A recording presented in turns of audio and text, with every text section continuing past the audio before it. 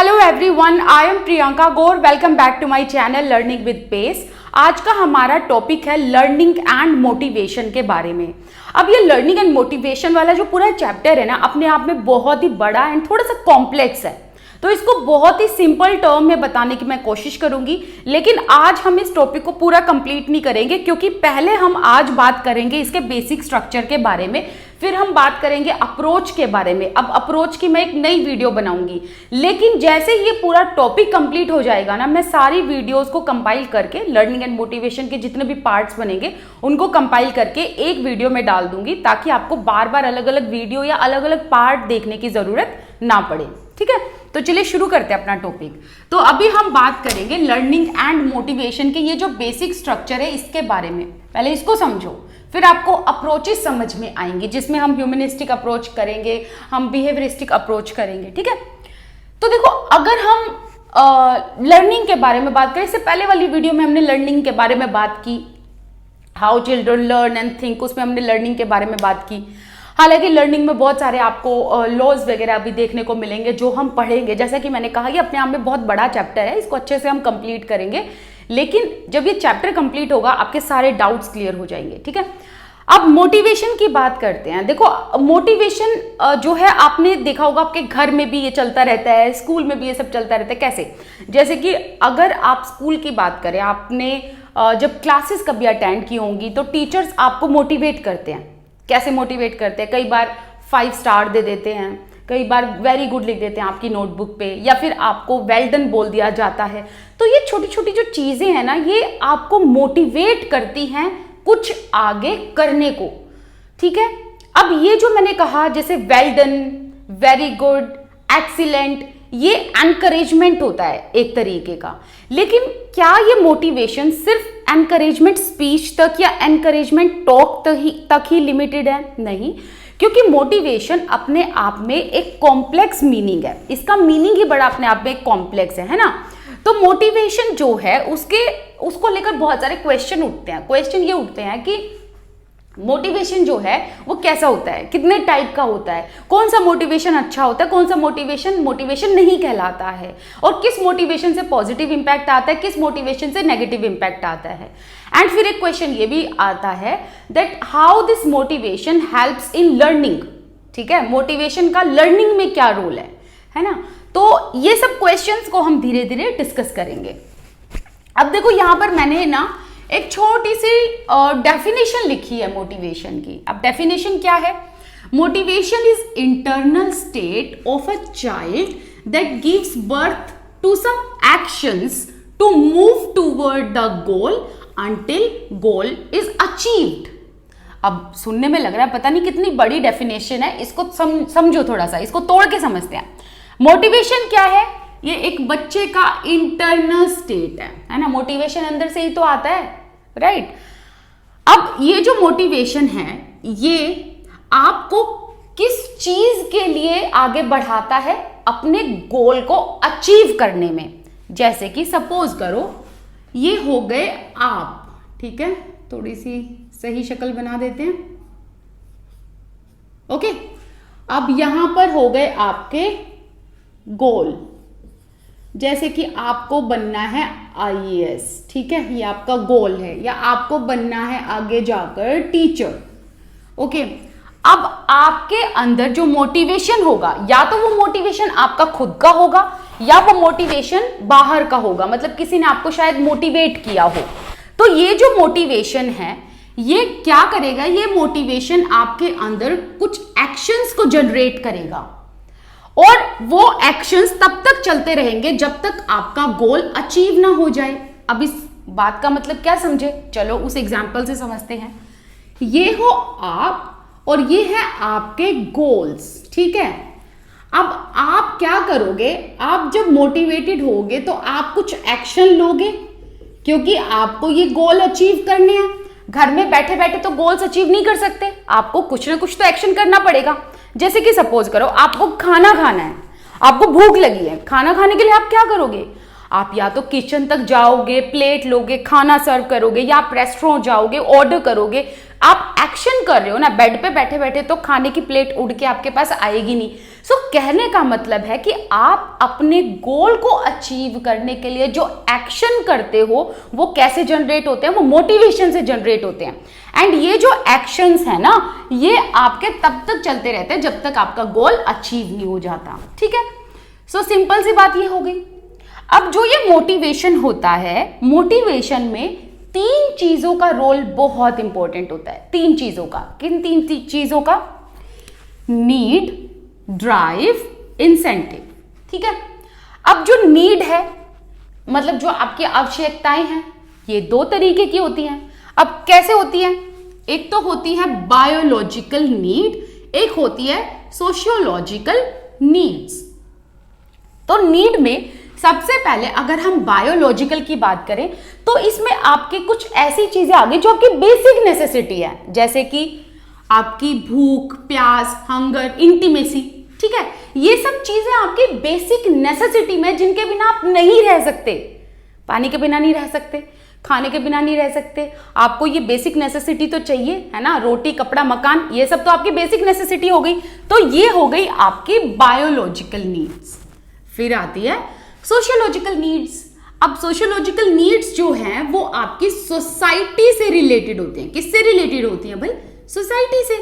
अब ये जो सोसाइटी से रिलेटेड चीजें होती हैं, इसमें आपकी क्या नीड होती है? देखो, अगर आप बाहर निकलते हो घर से, तो आप जब बाहर निकलते हो आपकी कुछ ना कुछ इच्छाएं होती है। क्या होती हैं? जैसे कि ये सोसाइटी मुझे एक्सेप्ट करे, इस सोसाइटी में ये सोसाइटी मेरे काम को एक्नॉलेज करे, मेरे व्यूज को, मेरे पर्सपेक्टिव को एक्सेप्ट किया जाए, तो वो ही सोशियोलॉजिकल नीड में आता है ना। तो अचीवमेंट्स, एक्सेप्टेंस का मतलब कि आपके व्यूज को एक्सेप्ट करे, आपके दोस्त आपको रिस्पेक्ट करे, आपके पर्सपेक्टिव को रिस्पेक्ट करे, तो वो होता है सोशियोलॉजिकल नीड्स। और ये हम सबके अंदर ये डिजायर होती है कि सोसाइटी में हमें अपनाया जाए, हमें सोसाइटी में इस तरीके से देखा जाए कि हम एक वैल्यूएबल पार्ट है सोसाइटी के, राइट। तो वो होता है सोशियोलॉजिकल नीड। फिर आता है ड्राइव। अब ड्राइव क्या होता है? अब देखो, यहां पर जो आपकी नीड थी, जब ये नीड अराइज हुई, जब ये नीड उजागर हुई, तो अब क्या हुआ? अब इस नीड की वजह से आप एक्शन करोगे। एक्टिविज्म मतलब आप उन गोल्स को पूरा करने के लिए आप एक्शन करोगे, तो वही आपकी ड्राइव हो गई। जैसे कि एक एग्जांपल ले लेते हैं, आपको लगी भाई पास्ता की भूख, कि आपको पास्ता खाना है ना। डेली रोटी खाते खाते बोर हो जाते हैं, पास्ता खाना है, ठीक है। अब पास्ता खाने के लिए आपको क्या करना है? अब आप बायोलॉजिकल नीड में आ गया, क्योंकि आपको भूख लगी है, आपको पास्ता खाना है, ठीक है। अब जैसे ही आपके अंदर ये नीड अराइज हुई, तो आपने पास्ता बनाने के लिए कढ़ाई चढ़ाई, या पास्ता आपने उबाला, पास्ते में जो भी छोंक मारना, जो भी करना होता है, पास्ता आपने तैयार कर लिया, या आप रेस्टोरेंट गए, आपने पास्ता ऑर्डर किया। तो आपने क्या किया? अपनी नीड को, मतलब अपनी भूख को पूरा करने के लिए आपने एक्शन लिया, ताकि आपका जो गोल है या जो वर्क है वो पूरा हो जाए। आई बात समझ में? फिर आती है एक नीड इंसेंटिव। अब इंसेंटिव किस तरीके की नीड हुई? अब जो आपने काम किया है वो उसका क्या रिवार्ड होगा, क्या उसका इनाम होगा, वो ही किस में आ जाता है? इंसेंटिव में आ जाता है। जैसे कि जो आपने काम किया या जो आपका बिहेवियर है उसका रिवार्ड, मतलब अब ये रिवॉर्ड, इसको बेसिकली रिवॉर्ड बोला जाता है, पता नहीं मैंने रिवार्ड क्यों बोला, बट ठीक है, कोई नहीं, गलती जो है मान ली मैंने। अच्छा, इसको कहते हैं रिवॉर्ड। रिवॉर्ड मतलब इनाम। सो रिवॉर्ड आफ्टर वर्क या फिर रिवॉर्ड आफ्टर योर बिहेवियर, मतलब जो आपने यहाँ पर एक्शन लिया अपने गोल को पूरा करने के लिए, वो एक्शन कंप्लीट होने के बाद आपको क्या रिवॉर्ड मिलेगा? पास्ता अच्छा बना, मजा आ गया, घर वालों ने पास्ता खाया, आपको खूब सारे रिवॉर्ड दे दिए कि यार तुमसे अच्छा पास्ता कोई नहीं बना सकता, ठीक है। तो वो क्या हुआ? वो पॉजिटिव रिवॉर्ड हुआ, है ना। तो वो पॉजिटिव इंसेंटिव में आ जाएगा। सो अब इसको थोड़ा सा समझो। देखो, आपको भूख लगी, नीड, भूख लगी तो आपने कुछ एक्शन लिया, ड्राइव, और फिर उसके बाद एक्शन लेने के बाद जो रिवॉर्ड मिला वो इंसेंटिव हो गया। मतलब ये इंसेंटिव, ये रिवॉर्ड पॉजिटिव भी हो सकता है, नेगेटिव भी हो सकता है। अब पॉजिटिव का तो मतलब वही है कि हमें जो चीज चाहिए, है ना, पॉजिटिव, राइट। अब क्या समझे इस बात को कि आपने अगर पास्ता अच्छे से बनाया, आपकी सब तारीफ करेंगे तो वो पॉजिटिव इंसेंटिव हो गया, और आप उस काम को बार बार करोगे क्योंकि आपको पता है कि सब आपकी तारीफ करेंगे पास्ता बनाने के बाद। तो इसलिए जब भी पास्ता बनाने की बारी आएगी आपका हाथ पहले खड़ा होगा और आप कहोगे मैं पास्ता बनाऊंगा या बनाऊंगी। एक होता है नेगेटिव। नेगेटिव इंसेंटिव ये होता है, जैसे सपोज करो दो लोग हैं, ठीक है, एक क्लास में, दोनों बड़े बेस्ट फ्रेंड है, अच्छे फ्रेंड है, दोनों को गाने का शौक है, ठीक है। अब एक बहुत अच्छा गाता है, दूसरा अच्छा नहीं गाता। अब जो अच्छा गाता है उसकी सब तारीफ करेंगे, ठीक है, तो वो पॉजिटिव इंसेंटिव हो गया। जो थोड़ा सा एवी सा गाता है उसको लोग कहेंगे यार तू क्यों गाता है, क्यों हमारे कान में दर्द करता है, मत गाया कर। तो वो क्या हो जाएगा, नेगेटिव इंसेंटिव हो जाएगा, ठीक है। तो पॉजिटिव और नेगेटिव दो तरीके के इंसेंटिव होते हैं, मतलब रिवॉर्ड दो तरीके के होते हैं। अब यहां पर थोड़ा सा याद करो रीइंफोर्समेंट का, स्किनर, है ना, ये हमने ऑलरेडी करा हुआ है, लेकिन हम उसको यहां भी पढ़ेंगे, डोंट वरी। मतलब ये वाला पार्ट हम मोटिवेशन की अप्रोच में, थ्योरीज में भी करेंगे। अब देखो ये जो मोटिवेशन है ये दो तरीके का होता है, एक होता है इंट्रिंसिक, एक होता है एक्सट्रिंसिक। अब नाम से समझ आ रहा है, इन मतलब जो आपके अंदर है, एक्स मतलब जो बाहर से है, ठीक है। अब देखो इंट्रिंसिक मोटिवेशन का मतलब है जो आपके पर्सनल नीड होती है, जो पर्सनल इंटरेस्ट होते हैं, उनको पूरा करने के लिए आप मोटिवेटेड होते हो।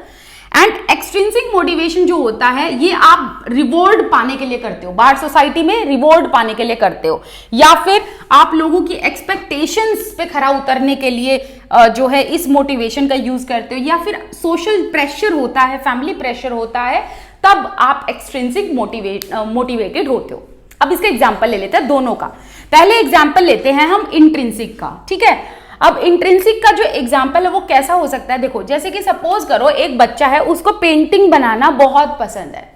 अब क्लास में उसने कहा कि मैम मेरा काम कंप्लीट हो गया, क्या मैं अब पेंटिंग कर लूं।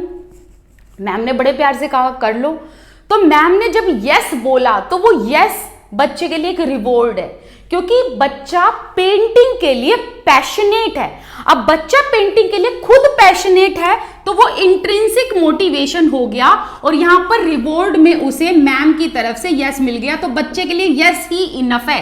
क्यों, क्योंकि उसका एक मोटिवेशन ये है अंदर से कि वो जो पैशनेट है उसको अपना पैशन पूरा करना है, उसको पेंटिंग करनी है, तो वो ऑलरेडी पैशनेट है। तो मैम ने जब उसे हाँ दे दिया, भाई हाँ आप जाओ, आपने अपना काम कंप्लीट कर लिया, अब आप पेंटिंग कर सकते हो, तो वो जो हाँ है, यस है, वो ही रिवॉर्ड हो गया यहां पर बच्चे का। लेकिन एक्सट्रिंसिक मोटिवेशन में क्या होता है, यहां पर आपकी इच्छाएं ऐसी होती है जहां पर आप रिवॉर्ड पाने की कोशिश करते हो। जैसे कि बहुत सारे लोग आईएएस की प्रिपरेशन करते हैं, वो सोसाइटी प्रेशर से करते हैं या फैमिली प्रेशर से करते हैं, क्योंकि फैमिली चाहती है कि उनके घर में कोई आईएएस बने, है ना, कोई बड़े लेवल पे जाए। तो बहुत सारे लोग ऐसे हैं जो बाहर की दुनिया को देखकर या बाहर के प्रेशर को देखकर वो आईएएस की तैयारी करने लगते हैं। सो कहने का मतलब है जो चीज आपके अंदर से आए वो इंट्रिंसिक मोटिवेशन, जो चीज बाहर से आपको मिले वो एक्सट्रिंसिक मोटिवेशन। ठीक है, समझ में आई बात। ये होता है दो तरीके का मोटिवेशन। अब ये थे एक जेम ए कोलमैन, 1969 में इन्होंने दो ऐसे जो है वर्ड दिए। इन्होंने कहा कि एक होता है पुश और एक होता है पुल। अब इसका मतलब क्या है, इन्होंने कहा जो पुश है इट रिप्रेजेंट्स सेल्फ मोटिवेशन, और पुल रिप्रेजेंट्स कि आप कुछ अचीव करने के लिए, आप अपनी डिजायर को अचीव करना चाहते हो। जैसे कि फॉर एग्जाम्पल अगर पुश की बात की जाए, आप अंदर से ही ऑलरेडी मोटिवेटेड हो, सेल्फ मोटिवेटेड हो, तो आप अपने आप को पुश कर रहे हो, ठीक है, क्योंकि आप अपने आप को आगे पुश कर सकते हो। बट जब कोई आपकी अंदर की डिजायर को पुल करे तो वो एक्सट्रिंसिक मोटिवेशन हो गया। देखो यहां पर एक मतलब समझना, पुश मतलब इंट्रिंसिक, पुल मतलब एक्सट्रिंसिक। पुश मतलब ये हो गया कि आप खुद से मोटिवेटेड हो, आप अंदर से मोटिवेटेड हो, ठीक है, कुछ काम करने के लिए आप पैशनेट हो।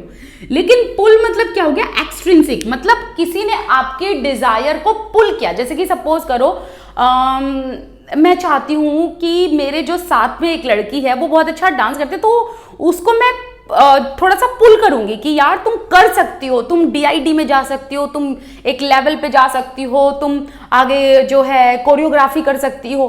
तो मैंने यहाँ पर क्या किया, उसकी डिजायर को पुल किया और उसको बाहर से मोटिवेशन दिया कि तुम ये कर सकती हो, तुम ये कर सकते हो, तुम वो कर सकती हो। उसको बहुत सारे एग्जाम्पल दिए कोरियोग्राफर्स के कि ये देखो कोरियोग्राफर इतना अच्छा कमाते हैं, ये है कोरियोग्राफर, वो है, इतना नेम फेम सब मिलता है। तो मैंने यहाँ पर उसको क्या किया, एक्सट्रिंसिक मोटिवेशन दिया, मतलब उसके डिजायर को मैंने पुल किया और उसको कहा कि तुम इस डिजायर को पूरा करो। बट पुश का मतलब ये हुआ जब आप ऑलरेडी मोटिवेटेड हो, सेल्फ मोटिवेटेड हो, आपको कुछ करना है तो आपको करना है, आपको किसी के मोटिवेशन की जरूरत नहीं पड़ेगी, है ना। आगे है नीड्स। अब देखो यहां पर नीड्स का मतलब क्या है। अब आप सोचोगे यहां पर ऑलरेडी हमने नीड पढ़ लिया। यस, यहाँ पर तो हमने नीड पढ़ लिया, बट वो नीड ऐसी है, ये तो हमने 3 इंपॉर्टेंट पार्ट पढ़े, 3 इंपॉर्टेंट रोल पढ़े जो मोटिवेशन में जरूरी होते हैं। अब हम बात करेंगे उन नीड्स के बारे में जिसके लिए हर इंसान मोटिवेटेड रहता है, जैसे कि फिजियोलॉजिकल, इमोशनल, कॉग्निटिव। फिजियोलॉजिकल मतलब जो आपकी बेसिक नेसेसिटी होती है। अब यहां पर ध्यान देना, बायोलॉजिकल एंड फिजियोलॉजिकल सेम है, सिर्फ नाम का डिफरेंस है। लेकिन जैसा कि मैंने बताया कि मैं ऊपर से कभी नहीं पढ़ाती हूं। आप मेरी पूरी CDP की सीरीज देखो, और अगर कोई शुरू से पढ़ रहा है तो उसको समझ में आएगा कि आपको बुक भी उठाने की जरूरत नहीं पड़ेगी। तो इसलिए मैं इसको इतना इलेबोरेट कर रही हूँ, वरना मैं चाहती तो उस पार्ट को स्किप कर देती। लेकिन मैं नहीं चाहती हूँ कि आप ऐसे कंफ्यूज हो जाओ कि बायोलॉजिकल तो मैंने पढ़ा दिया और फिजियोलॉजिकल नहीं पढ़ाया। तो जब आप बुक में फिजियोलॉजिकल पढ़ोगे तो आप कहोगे ये तो प्रियंका मैम ने पढ़ाया ही नहीं है, तो हाफ पढ़ा के चले जाते हैं ना। तो इसलिए मैंने उसको इंक्लूड किया कि आपको पता हो एक एक चीज डिटेल में। ओके, क्योंकि क्वेश्चन टेट में किसी भी तरीके से आ सकते हैं, आपको हर वर्ड पे पकड़ होनी चाहिए। अब देखो फिजियोलॉजिकल नीड्स जो होती है बायोलॉजिकल नीड्स ही कहलाती हैं, जैसे कि आपकी basic necessity, food, hunger, comfort, safety, है ना। मतलब घर, रोटी, कपड़ा, मकान, ये चाहिए आपको, तो वो फिजियोलॉजिकल में आ जाएगा। जब आप सेल्फ नीड को पूरा करने की कोशिश करते हो तो आप मोटिवेटेड रहते हो, क्योंकि आपको अगर भूख लगी है तो आपको रोटी तो चाहिए ही चाहिए, ठीक है। प्यास लगी है तो पानी चाहिए ही चाहिए। ये आपकी ऐसी नीड होगी जिनके बिना आप नहीं रह सकते। फिर होती है emotional need. Emotional need somewhat related to sociological needs, क्योंकि आप चाहते हो कि आप कुछ अचीव करो, आपकी अपनी रिस्पेक्ट हो, सोसाइटी आपको एक्सेप्ट करे, तो ये इमोशनल नीड हो गए, ठीक है।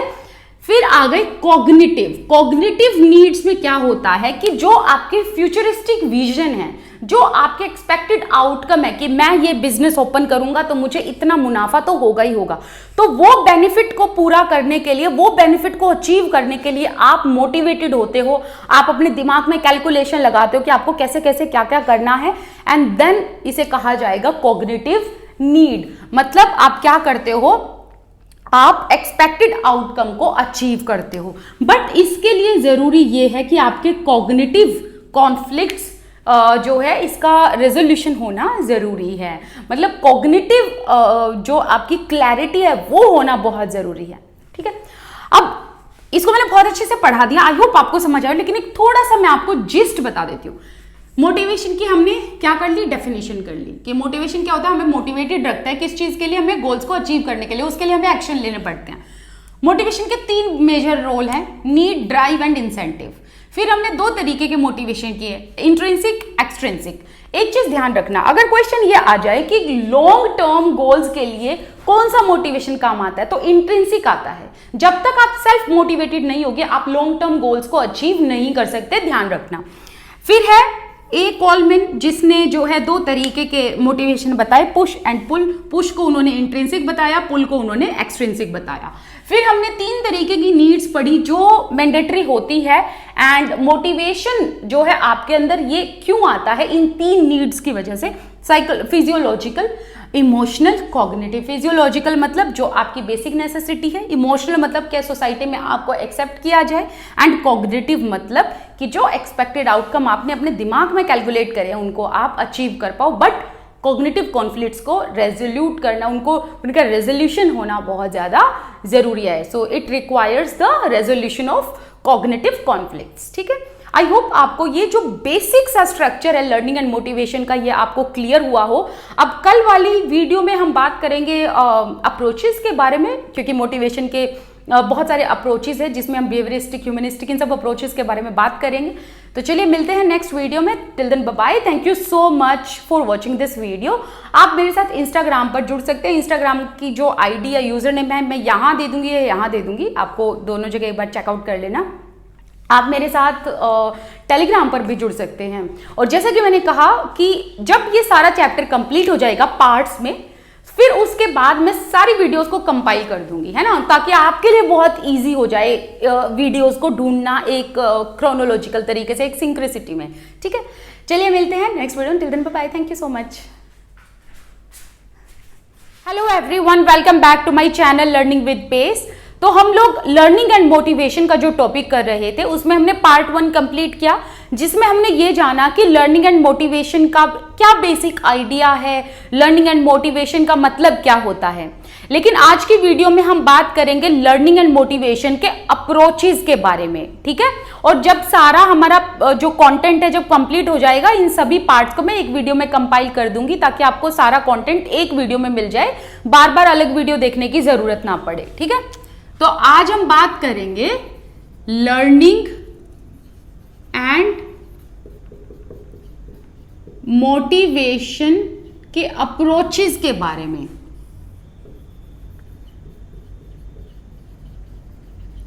सो there are 4 approaches when it comes to learning and motivation.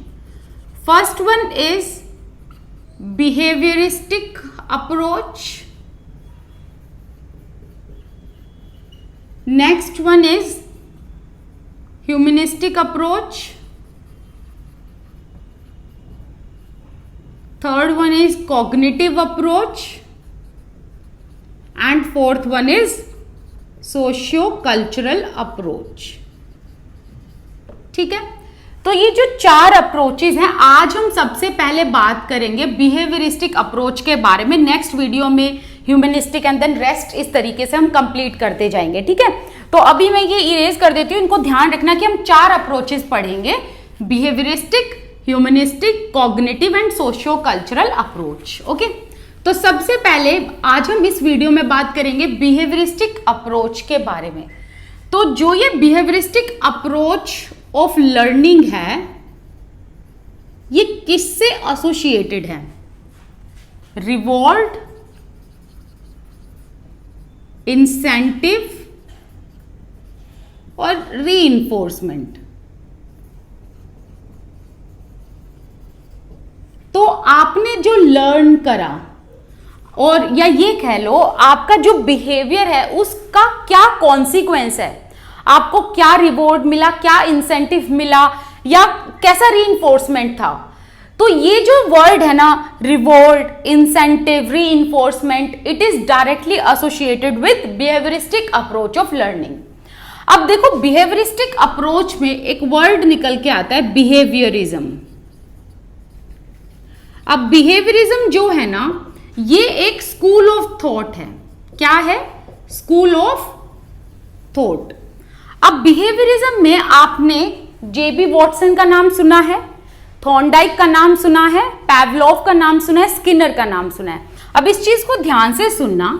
JB Watson ने जो कहा, इनकी थियरी को आगे बढ़ाया थॉर्नडाइक ने. ठीक है, थॉर्नडाइक इनके स्टूडेंट थे. थॉर्नडाइक ने जो कहा उसको आगे बढ़ाया स्किनर ने. और अगर हम पैवलोव की बात करें तो इनकी थियरी ओरिजिनल थी, खुद की थी. ठीक है, लेकिन यहां पर हम किसके बारे में बात करेंगे? यहां बिहेवियरिस्टिक अप्रोच ऑफ लर्निंग में हम बात करेंगे थॉर्नडाइक एंड स्किनर के बारे में. ओके, तो सबसे पहले थॉर्नडाइक के बारे में यहां बात करते हैं, फिर आपको ये पूरा जो है कंप्लीट समझ में आएगा कि कौन सी, ये अप्रोच का नाम बिहेवियरिस्टिक अप्रोच क्यों है and how it is directly related to motivation. Okay, तो यहां मैं लिख देती हूं थॉर्नडाइक. अब इस चीज को ध्यान से समझना. थॉर्नडाइक ने 3 लॉज ऑफ लर्निंग बताई है. ठीक है, फर्स्ट है लॉ ऑफ रेडीनेस, सेकंड है लॉ ऑफ एक्सरसाइज। ठीक है, ये वो वाली एक्सरसाइज नहीं है ये कि पीटी टाइप्स की नहीं, ये एक्सरसाइज का मतलब है प्रैक्टिस। ठीक है, फिर है लॉ ऑफ इफेक्ट। ओके, अब देखो थॉर्नडाइक ने 3 लॉज दिए लर्निंग के। ठीक है, पहला है law of readiness, law of exercise, law of effect. अब अगर हम सबसे पहले लॉ ऑफ रेडीनेस की बात करें, इससे एक वर्ड निकालो, रेडीनेस से, इससे एक वर्ड निकल रहा है रेडी। ठीक है, तो यही इसका मतलब है कि बच्चा लर्निंग के लिए कितना रेडी है, वही लॉ ऑफ रेडीनेस में आता है। अब ये जो रेडीनेस है कि बच्चा लर्न करने के लिए कितना रेडी है, ये किस चीज पर बेस्ड है? So it is based on various facts. पहला तो ये कि बच्चा फिजिकली कितना रेडी है, कि बच्चा अगर हेल्दी है, बच्चा अगर फिट है, बच्चे को कोई डिजीज नहीं है, कोई प्रॉब्लम नहीं है फिजिकली, तो वो अच्छे से लर्न करेगा, वो हमेशा मोटिवेटेड रहेगा लर्न करने के लिए। ठीक है, अगर बच्चा अनहेल्दी है, अगर बच्चे को कोई बीमारी है, बच्चा भूखा है, तो उसकी लर्निंग पर बुरा प्रभाव पड़ेगा। नेक्स्ट आता है रेडीनेस में कि बच्चा इमोशनली कितना रेडी है, मतलब इमोशनली बच्चा कितना स्टेबल है। ओके, अब ये जो चीज है हमने इमोशनल डेवलपमेंट में भी पढ़ी थी कि बच्चे का इमोशनल स्टेबल होना बहुत जरूरी है लर्निंग पॉइंट ऑफ व्यू से, अगर हम देखें तो। नेक्स्ट है लॉ ऑफ रेडीनेस में फिर ये कहा गया, थॉर्नडाइक ने कहा कि बच्चा कॉग्निटिव तरीके से कितना रेडी है। ठीक है, जैसे कि एक फर्स्ट क्लास के बच्चे को आप 12th क्लास की मैथ्स नहीं समझा सकते, राइट? तो हमें यह देखना पड़ेगा कि बच्चा कॉग्निटिव कितना रेडी है। अगर बच्चा अपने बुद्धि के अनुसार, मतलब जितनी बुद्धि उसकी समझ पा रही है, उसका कॉग्निटिव लेवल जितना है, उस कॉग्निटिव लेवल के अकॉर्डिंग अगर आप बच्चे को पढ़ाओगे तो बच्चा पढ़ने के लिए बार बार क्या होगा, मोटिवेटेड फील करेगा, राइट? तो ये क्या है, ये है लॉ ऑफ रेडीनेस कि बच्चा कितना रेडी है फिजिकली, इमोशनली, कॉग्निटिव तरीके से। ओके, नेक्स्ट है लॉ ऑफ एक्सरसाइज। यहां पर ट्रायल एंड एरर को याद करो, तो practice makes a man perfect. तो यहां पर थॉर्नडाइक ने कहा कि बच्चे जो हैं वो ट्रायल एंड एरर, मतलब प्रैक्टिस करके सीख जाते हैं, एंड प्रैक्टिस से जो है बच्चे की जो त्रुटि है वो भी खत्म हो जाती है। अब आता है लॉ ऑफ इफेक्ट। अब लॉ ऑफ इफेक्ट का मतलब, इफेक्ट का मतलब क्या है कि क्या रिजल्ट, कॉन्सिक्वेंस निकला, क्या प्रभाव निकला। तो जो बच्चे ने बिहेवियर किया उसका क्या कॉन्सिक्वेंस है। ठीक है, जैसे कि 2 तरीके के कॉन्सिक्वेंस है, एक गुड आउटकम हो गया, आउटकम का मतलब भी कॉन्सिक्वेंस होता है, एक बैड आउटकम हो गया। तो अगर सपोज करो गुड आउटकम है, मतलब अगर रिजल्ट अच्छा है, आउटकम को यहां पर समझना, आउटकम का मतलब रिजल्ट, आउटकम का मतलब कॉन्सिक्वेंसेस, जिसे हिंदी में परिणाम कहते हैं। ठीक है, तो यहां पर ये देख कहा थॉर्नडाइक ने कि अगर बच्चे का जो बिहेवियर है उसका आउटकम अगर गुड निकला है, अच्छा निकला है, तो अब क्या होगा, अब होगा ये कि बच्चा जो है बार बार उस काम को करेगा, रेपिटेडली उस काम को करेगा, रेपिटेटिव तरीके से उस काम को करेगा। अगर बच्चे ने जो कार्य किया, जो बिहेवियर है बच्चे का, उसका आउटकम अगर बैड है, तो बच्चा उस काम को करने से बार बार अवॉइड करेगा, मतलब उस काम को नहीं करेगा। एग्जाम्पल ले लेते हैं, जैसे कि अगर आप गाना गाते हो, अभी तो आप बाथरूम सिंगर हो, सपोज करो किसी ने आपको गाते हुए सुन लिया और आपको कहा यार तू बहुत अच्छा गाता है, एक काम कर तू पब्लिकली गाया कर। ठीक है, आपने पब्लिकली गाया, आपको बहुत अच्छा जो है वहां पर रिव्यू मिला, लोगों ने कहा बहुत अच्छा गाते हो, लोगों ने आपके लिए तालियां बजाई। अब आपको यहां पर क्या मिला, आपको यहां पर रिवॉर्ड मिला, लेकिन जो ये रिवॉर्ड मिला, ये जो इनाम मिला, वो कैसा था, वो पॉजिटिव था। तो जब आपको पॉजिटिव इनाम मिला तो आपने बार बार क्या किया, उस काम को किया। मतलब अगर आपको अपने गाने की तारीफ बार बार सुनने को मिली तो आपने बार बार गाने गाए पब्लिक एरिया में। लेकिन अगर सपोज करो आपको कोई ये कहे पब्लिकली, यार तू बहुत बेसुरा गाता है, मत गाया कर, बहुत गंदा गाते हो आप, तो आप क्या करोगे, आप अब पब्लिकली गाने को अवॉइड करोगे। मतलब आप पब्लिक रूप से पब्लिक प्लेटफॉर्म पे नहीं गाओगे, है ना। आप उस चीज को अवॉइड करोगे क्योंकि यहां पर आपको नेगेटिव रिवॉर्ड मिला, है ना, आपको यहां पर नेगेटिव रिवॉर्ड मिला। तो इसलिए आप अब पब्लिक प्लेटफॉर्म पर गाने से 2 बार सोचोगे। लेकिन जब आपको पॉजिटिव रिवॉर्ड मिला तो आपने बार बार गाया, नेगेटिव रिवॉर्ड मिला तो आपने उस चीज को अवॉइड किया, क्योंकि आपको फिर एम्बेरसमेंट होगी ना, और आप उस चीज को करने से 2 बार सोचोगे, है ना। बार बार उस काम को नहीं करोगे जहां पर आपको बैड रिजल्ट मिल रहे हो। आई बात समझ में। अब यहां पर देखो, अगर हम मोटिवेशन की बात करते हैं, ये तो बात की हमने लर्निंग की, ओके, आपके लर्निंग का ये हमने रिजल्ट देखा। लेकिन अगर हम मोटिवेशन को इसके साथ जोड़ें तो इन तीनों लॉज में से ये वाला जो लॉ है that is directly related to motivation. वो भी किस तरीके का मोटिवेशन, 2 मोटिवेशन बताए थे, इंट्रिंसिक एंड एक्सट्रिंसिक। अगर हम इंट्रिंसिक मोटिवेशन की बात करें तो वो आपके अंदर से आता है, एक्सट्रिंसिक जो आपको बाहर से मिलता है, एक्सटर्नल मोटिवेशन जो होता है। तो यहां पर देखो, आपको यहां पर कैसा मोटिवेशन मिला, एक्सटर्नल मिला। कैसे, यहां पर लोगों ने आपको रिवॉर्ड दिए, लोगों ने आपको रिव्यू दिए। अगर लोगों ने आपको पॉजिटिव रिव्यू दिया तो आपने बार बार उस काम को किया, या लोगों ने आपको नेगेटिव रिव्यू दिया तो आपने उस काम को अवॉइड किया। तो आपका यहां पर कौन सा मोटिवेशन है, एक्सटर्नल मोटिवेशन। तो थॉर्नडाइक ने कहा law of effect that is directly associated with external motivation. आई बात समझ में। अब इन दोनों को थोड़े से टाइम के लिए भूल जाओ, अब इसी को आगे कंटिन्यू करते हैं, ओके।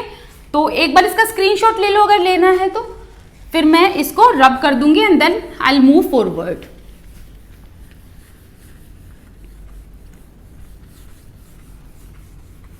ठीक है, अब देखो ये जो पूरी बात थी इसको हम कैसे समझेंगे।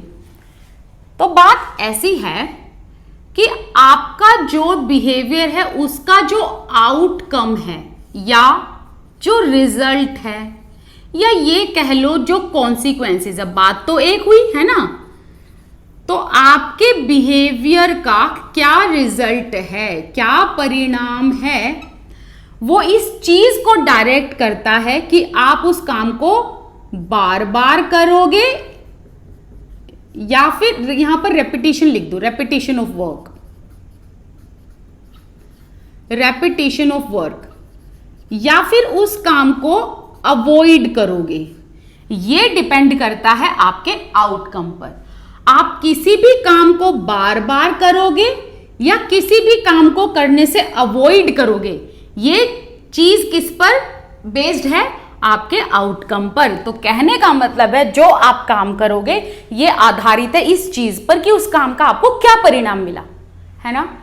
इसी चीज को स्किनर ने कहा रीइंफोर्समेंट। तो अब उस बात को याद करो जब मैंने ये कहा था कि वॉटसन की थ्योरी को आगे बढ़ाया थॉर्नडाइक साहब ने, थॉर्नडाइक की थ्योरी को आगे बढ़ाया स्किनर ने। तो यहां थॉर्नडाइक कह के चले गए पॉजिटिव नेगेटिव ये सब यहां पर बोल दिया कि positive review, negative review, bad outcome, good outcome, ये सब बोल दिया। अब स्किनर ने कहा कि अगर हम कोई काम बार बार करते हैं या कोई काम को हम अवॉइड करते हैं करने से पहले 2 बार सोचते हैं, ये किस चीज पर डिपेंड करता है, आउटकम पर। तो आउटकम अगर बढ़िया है तो आप काम को बार बार करोगे, आउटकम अगर नेगेटिव है तो आप काम को नहीं करोगे। इसी को स्किनर ने क्या कहा, रीइंफोर्समेंट। अब दोबारा से याद करो, रिकॉल करो जब मैंने ये कहा था that behavioristic approach of learning is directly related to incentive, reward and reinforcement, है ना। तो मैंने इसीलिए कहा था क्योंकि हम इन तीनों के बारे में बात करेंगे, तो यहाँ पर हमने इंसेंटिव, रिवॉर्ड ये सब कर लिया। अब रीइंफोर्समेंट के बारे में बात करते हैं, क्योंकि थॉर्नडाइक का कॉन्सेप्ट अभी हमने समझ लिया। अब हम स्किनर का कॉन्सेप्ट समझते हैं जो बहुत इजी है। ठीक है, तो देखो स्किनर ने क्या कहा। स्किनर ने रीइंफोर्समेंट वर्ड को यूज किया, है ना। जिस चीज को थॉर्नडाइक ने लॉ ऑफ इफेक्ट कहा, उस चीज को स्किनर ने रीइंफोर्समेंट कह दिया। अब इन्होंने एक बात की पनिशमेंट के बारे में। ओके, अब देखो रीइंफोर्समेंट की अगर हम बात करें तो यहां पर इन्होंने कहा एक तो पॉजिटिव रीइंफोर्समेंट होता है, एक नेगेटिव रीइंफोर्समेंट होता है। ठीक है, ऐसा इन्होंने पनिशमेंट के कॉन्सेप्ट में कहा।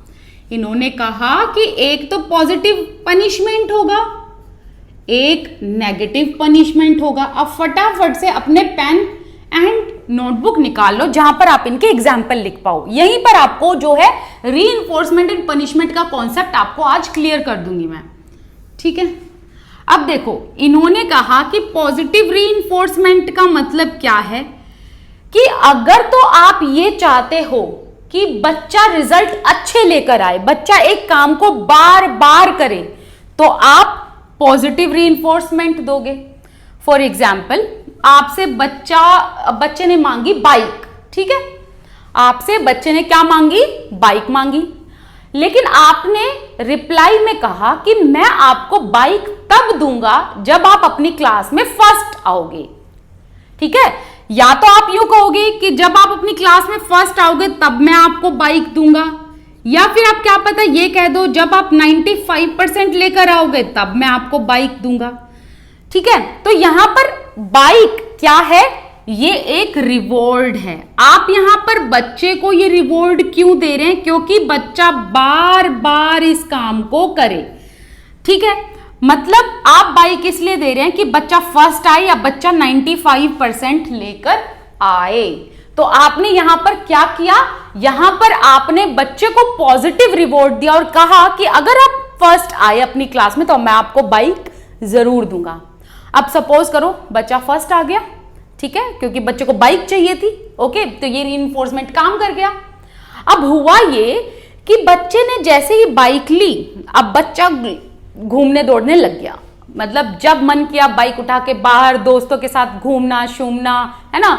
जब मन किया तब बाइक पर उठकर चल दिया और पढ़ाई को कर दिया साइड में। अब आपने देखा कि भाई आपने बाइक तो दे दी बच्चे को, बच्चा जो है फर्स्ट भी आया था, ठीक है, लेकिन अब बच्चे को बाइक की आदत लग गई और अब बच्चा क्या करता है, जब मन करता है बाइक उठा के चला जाता है और अब बच्चा कम नंबर लेकर आ रहा है। तो अब आप क्या करोगे? अब आप उसे नेगेटिव रिवॉर्ड दोगे। तो यहां पर आप उसकी बाइक को क्या कर लोगे? उसकी बाइक को उससे छीन लोगे, उससे स्नैच कर लोगे, बट टेम्परेरी बेसिस पर। ठीक है, यहां पर आप बाइक छीन लोगे टेम्परेरी बेसिस पर। यहां पर कहोगे कि मैं तुमको बाइक तब तक नहीं दूंगा जब तक तुम दोबारा 95% नहीं लेकर आओगे। तो यहां पर आपने उसको रिवॉर्ड दिया ताकि वो फर्स्ट आए या 95% लेकर आए। यहां पर आपने उसके रिवॉर्ड को छीन लिया क्योंकि बच्चा बिगड़ गया था। तो अब आप उसको लाइन पर लाने के लिए आप क्या कर रहे हो? आप उसके रिवॉर्ड को थोड़े टाइम के लिए छीन रहे हो, और जब बच्चा प्रॉपर लाइन पर आ जाएगा, जब बच्चा क्लास में फर्स्ट आने लगेगा, आप उसको उसकी बाइक वापस कर दोगे। ठीक है, एक और एग्जांपल लेते हैं फिर आपको और अच्छे से समझ आएगा। आपको पता है ना बच्चे मोबाइल की कितनी सारी जिद करते हैं, है ना। मोबाइल चाहिए, उनको गैजेट्स का बहुत शौक होता है। ठीक है, अब देखो बच्चे ने कहा कि भाई मुझे मोबाइल चाहिए। आपने कहा कि मोबाइल आपको तब मिलेगा जब आप अपनी क्लास में टॉप करोगे। आपने अपनी क्लास में टॉप किया और आपको मोबाइल मिला, पॉजिटिव रिवॉर्ड आपका मिला। ठीक है, पॉजिटिव रिवॉर्ड आपने दिया ताकि बच्चा टॉप करे क्लास में। लेकिन अब बच्चा सारा दिन मोबाइल पर लगा हुआ है, तो आप क्या करोगे? अब बच्चे का मोबाइल थोड़े टाइम तक छीन लोगे ताकि बच्चा दोबारा से टॉप करने लगे। क्यों? क्योंकि यहां पर बच्चे की मोबाइल हाथ में पकड़कर आदत खराब हो चुकी थी, वो पढ़ना छोड़ दिया था। लेकिन अब आप चाहते हो कि बच्चा लाइन पर आए, बच्चा दोबारा से क्लास में टॉप करे, बच्चा दोबारा से पढ़ने लगे, तो आप उसके रिवॉर्ड को थोड़े टाइम के लिए छीन लोगे, परमानेंटली नहीं छीनोगे। तो ये होगा नेगेटिव रिवॉर्ड। दोनों का आउटकम क्या है कि आप चाहते हैं कि बच्चे का आउटकम अच्छा निकले, बच्चा जो है उस काम को बार बार करे। तो बच्चे को जो है बार बार अगर आप वो काम करवाना चाहते हो तो आप पॉजिटिव या नेगेटिव रिवॉर्ड दे सकते हो, मतलब पॉजिटिव या नेगेटिव रीइंफोर्समेंट प्रोवाइड कर सकते हो। आई एम सो सॉरी, बीच में मुझे वीडियो स्टॉप करनी पड़ी क्योंकि एक इंपॉर्टेंट कॉल आ गया था, क्योंकि मैं फ़ोन से ही शूट करती हूँ और वो इंपॉर्टेंट कॉल की वजह से मुझे बाहर काम के लिए जाना पड़ा और फिर मुझे बीच में टाइम नहीं मिला। अब मैं अगले दिन शूट कर रही हूँ ये, तो आई होप आप इस चीज़ के लिए मुझे माफ़ कर पाएंगे। अब अपना टॉपिक शुरू करते हैं। हम बात कर रहे थे स्किनर के बारे में, है ना। स्किनर का हमने रीइंफोर्समेंट पढ़ा, अब हम पनिशमेंट के बारे में पढ़ रहे थे। लेकिन मैं काम करती हूँ, आपको दोबारा से रिकॉल करा देती हूँ क्योंकि मुझे लग रहा है कि बीच में थोड़ी सी वीडियो अब्रप्ट तरीके से जो है कट हो गई। तो देखो हमने जो है बात की थी थॉर्नडाइक के बारे में। तो हमने थॉर्नडाइक का जो तीसरा लॉ पढ़ा था, लॉ ऑफ इफेक्ट, इसमें हमने ये पढ़ा था कि भाई जो आउटकम होता है या तो वो गुड होगा या बैड होगा। तो जो गुड आउटकम होगा तो आप उस काम को बार बार करेंगे, बैड आउटकम में आप उस काम को अवॉइड करेंगे। इसी चीज को स्किनर ने रीइंफोर्समेंट कहा, ठीक है। स्किनर ने इसी चीज को रीइंफोर्समेंट कहा। तो इन्होंने कहा कि भाई किसी काम को करने की पॉसिबिलिटी किस चीज पर डिपेंड करती है, आपके रिजल्ट पर डिपेंड करती है कि आपका आउटकम कैसा होगा। अगर गुड आउटकम होगा तो आप उस काम को बार बार करेंगे, बैड आउटकम होगा तो आप उस काम को अवॉइड करेंगे। तो किसी काम को करने की पॉसिबिलिटी उस काम के कॉन्सिक्वेंसेस पर डिपेंड करती है और इसी को स्किनर ने रीइंफोर्समेंट कहा, ठीक है। तो स्किनर ने दो कॉन्सेप्ट दिए थे, एक रीइंफोर्समेंट का और एक पनिशमेंट का, है ना। अब देखो रीइंफोर्समेंट में इन्होंने एक पॉजिटिव रीइंफोर्समेंट के बारे में बात की, एक नेगेटिव रीइंफोर्समेंट के बारे में बात की। ऐसे ही पनिशमेंट में एक पॉजिटिव एंड एक नेगेटिव पनिशमेंट के बारे में बात की, ठीक है। अब अगर इनका एग्जाम्पल आपने समझ लिया तो आपको ये कॉन्सेप्ट क्लियर हो जाएगा। देखो पॉजिटिव रीइंफोर्समेंट में मैंने आपको एक एग्जाम्पल बताया था बाइक वाला, ऐसे एक मोबाइल वाला एग्जाम्पल ले लो। बच्चे ने कहा आपसे कि मुझे एक मोबाइल चाहिए, आपने कहा क्लास में फर्स्ट आओ तभी आपको मोबाइल मिलेगा। तो अब बच्चा मोबाइल के लालच में यहां पर क्या करेगा, यहां पर मोबाइल के लालच में बच्चा पढ़ने लगेगा। लेकिन आपने जैसे ही मोबाइल दिया, बच्चा अब बार बार मोबाइल में गेम्स खेले जा रहा है, कभी कुछ करे जा रहा है। तो अब मोबाइल की वजह से वो पढ़ नहीं रहा है क्योंकि वो अपनी सारी एनर्जी मोबाइल में कंज्यूम कर दे रहा है। तो अब आप क्या करोगे, उसका मोबाइल थोड़े टाइम के लिए उसे छीन लोगे ताकि बच्चा जो है पढ़ने लगे। ओके, तो यहां पर आप पॉजिटिव रीइंफोर्समेंट इसलिए दिलाते हैं। अच्छा, ये चीज ध्यान रखना कि पॉजिटिव रीइंफोर्समेंट आप इसलिए देते हैं बच्चे को ताकि बच्चा बार बार वो काम करे। लेकिन नेगेटिव रीइंफोर्समेंट इसलिए देते हैं ताकि बच्चा उस काम को दोबारा ना करे, अवॉइड करे उस काम को करना, ठीक है। अब पनिशमेंट की बात करें तो स्किनर ने पॉजिटिव एंड नेगेटिव पनिशमेंट के बारे में बात की। अब देखो इन्होंने क्या कहा, पॉजिटिव पनिशमेंट में आप एक ऐसी पनिशमेंट दे दो जो पॉजिटिव है। जैसे कि बच्चा स्कूल से घर आया, सारा दिन जो है वो मस्ती करता रहता है, पढ़ता है नहीं, तो अब आप क्या करोगे, अब आप उसे एक पनिशमेंट दे दोगे ताकि वो अपना स्कूल का काम टाइम पर कंप्लीट करे। तो आपने उसे या तो आप उसे चांटा लगा दोगे या आप उसे डबल काम दे दोगे, ठीक है, या फिर आप उसे थोड़ी देर हैंड्स अप करा दोगे। तो आप इस तरीके की पनिशमेंट उसे दोगे ताकि बच्चा अपना काम टाइम पर करे और वो काम दोबारा करे, है ना। तो कहने का मतलब है पॉजिटिव पनिशमेंट भी इसलिए दी जाती है ताकि बच्चा वो काम बार बार करे। अब बच्चा जो है पनिशमेंट के डर की वजह से जैसे ही स्कूल से घर आएगा अपना काम कंप्लीट करेगा क्योंकि उसको आपके थप्पड़ का डर भी लगेगा, है ना। ध्यान रखना, पॉजिटिव पनिशमेंट में थप्पड़ से डर लगता है।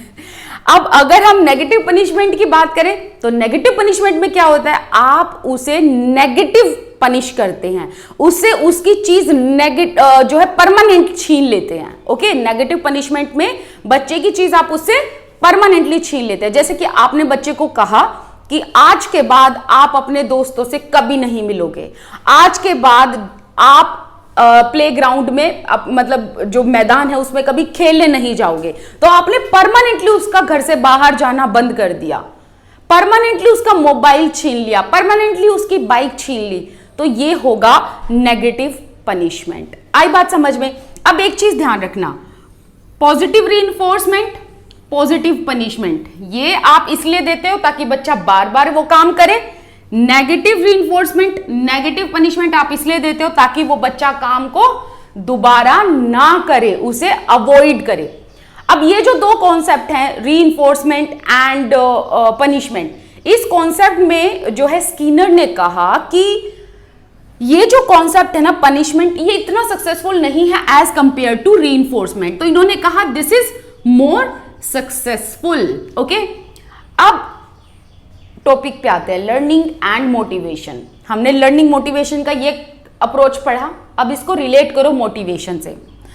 तो यहां पर जो आपको एक मेजर पॉइंट ध्यान रखना है उसको स्टार लगा लेना, ठीक है? स्टार लगा के लिख लेना कि जो ह्यूमनिस्टिक अप्रोच है, इसमें जिनके भी हम वर्क पढ़ते हैं वो पता है किस चीज पर एम्फेसाइज करते हैं, वो एम्फेसाइज करते हैं एक्सटर्नल मोटिवेशन पर, एंड एक्सटर्नल मोटिवेशन को आप एक्सट्रिंसिक मोटिवेशन भी कहते हो। अब इस चीज को ध्यान रखना है। क्यों ध्यान रखना है? क्योंकि अगर हम नेक्स्ट अप्रोच पे जाएं, ह्यूमनिस्टिक अप्रोच, वहां पर इंटरनल मोटिवेशन की बात हुई है, ठीक है? तो देखो आपको क्या ध्यान रखना है। थॉर्नडाइक ने कहा कि गुड आउटकम बैड आउटकम पर डिपेंड करेगा, आपका जो भी व्यवहार है या आप उस काम को बार बार करोगे कि नहीं करोगे। स्किनर ने कहा रीइंफोर्समेंट पर डिपेंड करेगा, पनिशमेंट पर डिपेंड करेगा कि आप वो काम को करोगे बार बार या नहीं करोगे। तो इन्होंने ये जो कहा है ना कि आपके आउटकम पर डिपेंड करेगा, तो वो आउटकम का रिवॉर्ड आपको किन से मिल रहा है? बाहर से। जैसे कि आप कुछ काम कर रहे हो, आपको उसका रिवॉर्ड कौन देगा? कोई बाहर का इंसान देगा, है ना? तो ये एक्सटर्नल मोटिवेशन हुआ। लेकिन ह्यूमनिस्टिक अप्रोच में मैस्लो का कहना है कि ये जो है ना मोटिवेशन, ये इंटरनल होता है, खुद की नीड, खुद की डिजायर के लिए होता है ना? लेकिन ह्यूमनिस्टिक अप्रोच में जितने भी जो है आए हैं, ये थॉर्नडाइक, स्किनर, पैवलोव, इन सब ने ये कहा कि मोटिवेशन एक्सटर्नल होता है, तभी बच्चा जो है या तो उस काम को बार बार करेगा या उस काम को बिल्कुल नहीं करेगा, ठीक है? एक्सटर्नल मोटिवेशन मिला, अगर अच्छा मिला तो उस काम को बार बार किया जाएगा, अगर थोड़ा सा नेगेटिव रिजल्ट आया तो वो उस काम को करने से अवॉइड करेगा। तो मोटिवेशन कैसा है? बाहर का, बाह्य मोटिवेशन मिल रहा है ना, बाहर से एक्सटर्नल मिल रहा है। तो ये चीज आपने ध्यान रखनी है। ओके, आई होप आपको ये कॉन्सेप्ट अच्छे से क्लियर हो गया होगा। And again I am so sorry कि बीच में मुझे जो है वीडियो जो स्टॉप करनी पड़ी थी, बट कोई नहीं, आप भी अंडरस्टैंड कर सकते हैं इस चीज को, है ना? तो चलिए मिलते हैं नेक्स्ट वीडियो में, जिसमें हम बात करेंगे ह्यूमनिस्टिक अप्रोच के बारे में। एंड इसके अलावा अगर आपको किसी स्पेसिफिक वीडियो, किसी स्पेसिफिक टॉपिक पर वीडियो चाहिए, वो भी आप मुझे बता सकते हैं। अपार्ट फ्रॉम दिस, अगर आप चाहते हैं इस कॉन्सेप्ट को मैं पूरा जब क्लियर करा दूं, इसको एक बार लाइव सेशन में भी मैं आपको कंप्लीट करा दूं, तो वो भी आप मुझे बता देना, जहां पर आप मेरे से डाउट भी पूछ सकते हैं। Hello everyone, welcome back to my channel learning with pace. आज हम बात करेंगे लर्निंग एंड मोटिवेशन के बारे में। लर्निंग एंड मोटिवेशन में हम अप्रोचेस को पढ़ रहे थे, and I have told you earlier that there are 4 approaches when it comes to learning and motivation. We already have completed behavioristic approach, and out of 4 we will be discussing the second approach, which is humanistic approach, and the rest too we will be completing in the respecting video. अब देखो, आज हम बात करेंगे humanistic approach के बारे में, and this is one of the most important approaches when it comes to learning and motivation. तो जो ये ह्यूमनिस्टिक अप्रोच है, इसको समझने के लिए आपको ह्यूमनिज्म एंड एग्जिस्टेंशियलिज्म, इस पॉइंट को समझना जरूरी है। तो देखो, जो ये वर्ड है ना एग्जिस्टेंशियलिज्म, इसमें ये कहा गया कि ह्यूमन बीइंग्स जो हैं, ना तो वो बुरे हैं, ठीक है, और ना ही वो अच्छे हैं। तो एग्जिस्टेंशियलिज्म में क्या कहा गया कि हर एक इंसान जो है इस दुनिया में ना वो अच्छा है ना वो बुरा है। अब इसी के रूट से निकला ह्यूमनिस्टिक या ह्यूमनिज्म। इसमें यह कहा गया कि हर एक इंसान अच्छा होता है ना। तो वही बात है कि ह्यूमनिस्टिक अप्रोच में भी यही कहा गया और इसमें एम्फेसाइज किया गया हर एक इंडिविजुअल पर, उनकी चॉइस पर, उनके फ्रीडम पर, उनके सेल्फ डिटर्मिनेशन पर या हर एक पर्सन के पर्सनल ग्रोथ पर। अब अगर हम इस अप्रोच की बात करें, ह्यूमनिस्टिक अप्रोच, इसमें एक चीज ये कही गई कि हर एक इंसान जो है वो अपनी नीड्स को पूरा करने के लिए इंटरनली मोटिवेटेड होता है। मतलब अपने अंदर से उसके मोटिवेशन आता है, तब वो नीड को पूरा करता है। नाउ रिकॉल करो कि मैंने बिहेवियरिस्टिक अप्रोच में आपको क्या बताया था। तो इससे पहले जो हमने वीडियो करी थी उसमें हमने बिहेवियरिस्टिक अप्रोचेस के बारे में बात की थी। इन दैट पर्टिकुलर अप्रोच ये कहा गया कि जो ह्यूमन बीइंग्स हैं वो एक्सटर्नली मोटिवेटेड होते हैं, ठीक है। जैसे कि थॉर्नडाइक, स्किनर, जिसमें हमने बात की थी पॉजिटिव एंड नेगेटिव रीइंफोर्समेंट के बारे में। ओके, तो उन्होंने कहा था कि किसी भी चीज का रिजल्ट किस चीज पर बेस्ड होता है, एक्सटर्नल मोटिवेशन पर, कि उसको किस तरीके का मोटिवेशन मिला है। ओके, तभी उसी तरीके का उसका परिणाम भी निकलेगा। या फिर ये कह लो कि बिहेवियरिस्टिक अप्रोच में ये कहा गया कि इंसान अपनी नीड को पूरा करने के लिए एक्सटर्नली मोटिवेटेड होता है, उसको एक्सटर्नल तरीके से मोटिवेशन देना पड़ता है। But whereas humanistic approach में ये कहा गया कि हर एक इंसान जो है वो इंटरनली मोटिवेटेड होता है टू अकम्प्लिश द नीड। तो यहां पर किस चीज पर एम्फेसाइज किया गया? Intrinsic motivation. इंट्रिंसिक का मतलब इंटरनल भी होता है। अब जैसा कि मैंने कहा कि ह्यूमनिस्टिक अप्रोच की बात करें और इन मिस्टर का नाम ना आए तो ये थियोरी इनकम्प्लीट है। तो अब हम बात करेंगे अब्राहम मैस्लो के बारे में। अब अब्राहम मैस्लो की अगर हम बात करें तो इन्होंने ना पहले तो जो ये पिरामिड मैंने बनाया है, पहले तो इन्होंने जो है सिर्फ 5 नीड्स बताए थे, फिर इन्होंने 7 नीड्स करे। तो इस तरीके से रिवीजन हुआ और आज के टाइम पर हम इसमें 8 नीड्स भी पढ़ते हैं, जो कि लास्ट है सेल्फ एक्चुअलाइजेशन से ऊपर एक ट्रांसेंडेंस, ठीक है, वो भी ध्यान रख लेना। Abraham Maslow said human beings have a hierarchy of needs. तो देखो अब्राहम मैस्लो ने कहा कि हर एक इंसान जो है उसकी नीड्स में क्या होती हैं? हायरार्की, ठीक है। यहां पर देख रहे हैं ना आपको, ऐसे हायरार्की ऑफ नीड्स आपको देखने को मिलेगी। अब इन्होंने कहा कि एक नीड कौन सी है? लोअर लेवल की नीड है, और दूसरी नीड्स कौन सी होती है? हायर लेवल की नीड्स होती हैं। अब इन्होंने ये पिरामिड दिया, ठीक है, ये क्या है? ये एक पिरामिड है। मैस्लो ने कहा कि इस पिरामिड में ये जितनी भी नीड्स लिखी हुई हैं, इसमें कुछ नीड्स तो लोअर पे आती हैं, लोअर लेवल पे आती हैं, कुछ नीड्स हायर लेवल पे आती हैं, ऐसा इन्होंने कहा। One level of need must be fulfilled to move to next need. अब इन्होंने कहा कि अगर हम दूसरी नीड पर पहुंचना चाहते हैं या दूसरी नीड को हम पूरा करना चाहते हैं तो हमें पहले एक नीड को पूरा करना होगा, ठीक है। जैसे कि अगर हम फिजियोलॉजिकल, पहले मैं आपको बताती हूँ कि नीड कौन कौन सी है। Physiological needs, safety needs, love and belongings, esteem needs, ये जितनी भी नीड्स हैं ये क्या है? ये लोअर लेवल की नीड्स हैं, लोअर लेवल नीड्स।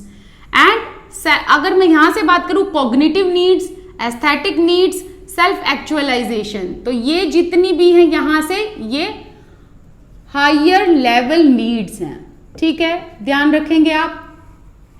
अब देखो यहां पर ना मैंने lower level need and higher level need, इनका एक कंपैरिजन बताया है।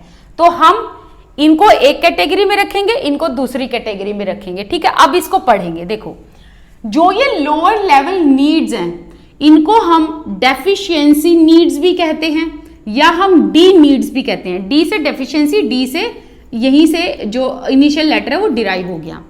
अगर हम हायर लेवल नीड्स के बारे में बात करें तो इनको कहा जाता है बीइंग नीड्स एंड इसको बी नीड्स भी कहा जाता है। अब यहां पर ध्यान देना कि इनको ये नाम क्यों दिया गया, तो पहले इसको पढ़ते हैं। लोअर लेवल नीड में ये कहा गया, मैस्लो ने ये कहा, these needs arise due to deprivation. Deprivation का मतलब due to some sort of lackness and motivate people until they are met. तो देखो अब्राहम मैस्लो ने कहा कि ये लोअर लेवल की जो नीड्स होती है ना, ये कब अराइज होती हैं, जब आपके पास उस चीज की लैक हो, उस चीज की कमी हो, डिप्राइव हो जब आप, एंड जब तक ये नीड पूरी नहीं हो जाती तब तक आप मोटिवेटेड रहते हैं। एग्जाम्पल ले लेते हैं, ठीक है। फिजियोलॉजिकल नीड्स जो कि एक लोअर लेवल नीड में आती है, अब्राहम मैस्लो ने कहा कि ये नीड जो अराइज हुई है, ये किसकी वजह से अराइज हुई है, डेप्रीवेशन की वजह से। एग्जाम्पल लेते हैं कि सपोज करो आपको भूख लगी, you are feeling hungry, okay, you are feeling hungry, then अब क्या करोगे, आपको अगर भूख लगी, पहले मैंने हंगर लिखा था बट मुझे लगा कि hungry word would be correct. अगर आपको भूख लगी है, यू आर हंग्री, तो अब आप क्या करोगे, आप खाने के लिए जो है अपनी भूख को शांत करने के लिए क्या करोगे, खाना ढूंढोगे, ओके। तो आपको अभी भूख लगी है, तो ये क्या है भूख, ये भूख आपका डेप्रीवेशन है कि आपको रोटी नहीं मिली इसलिए आपको बहुत भूख लग रही है ना।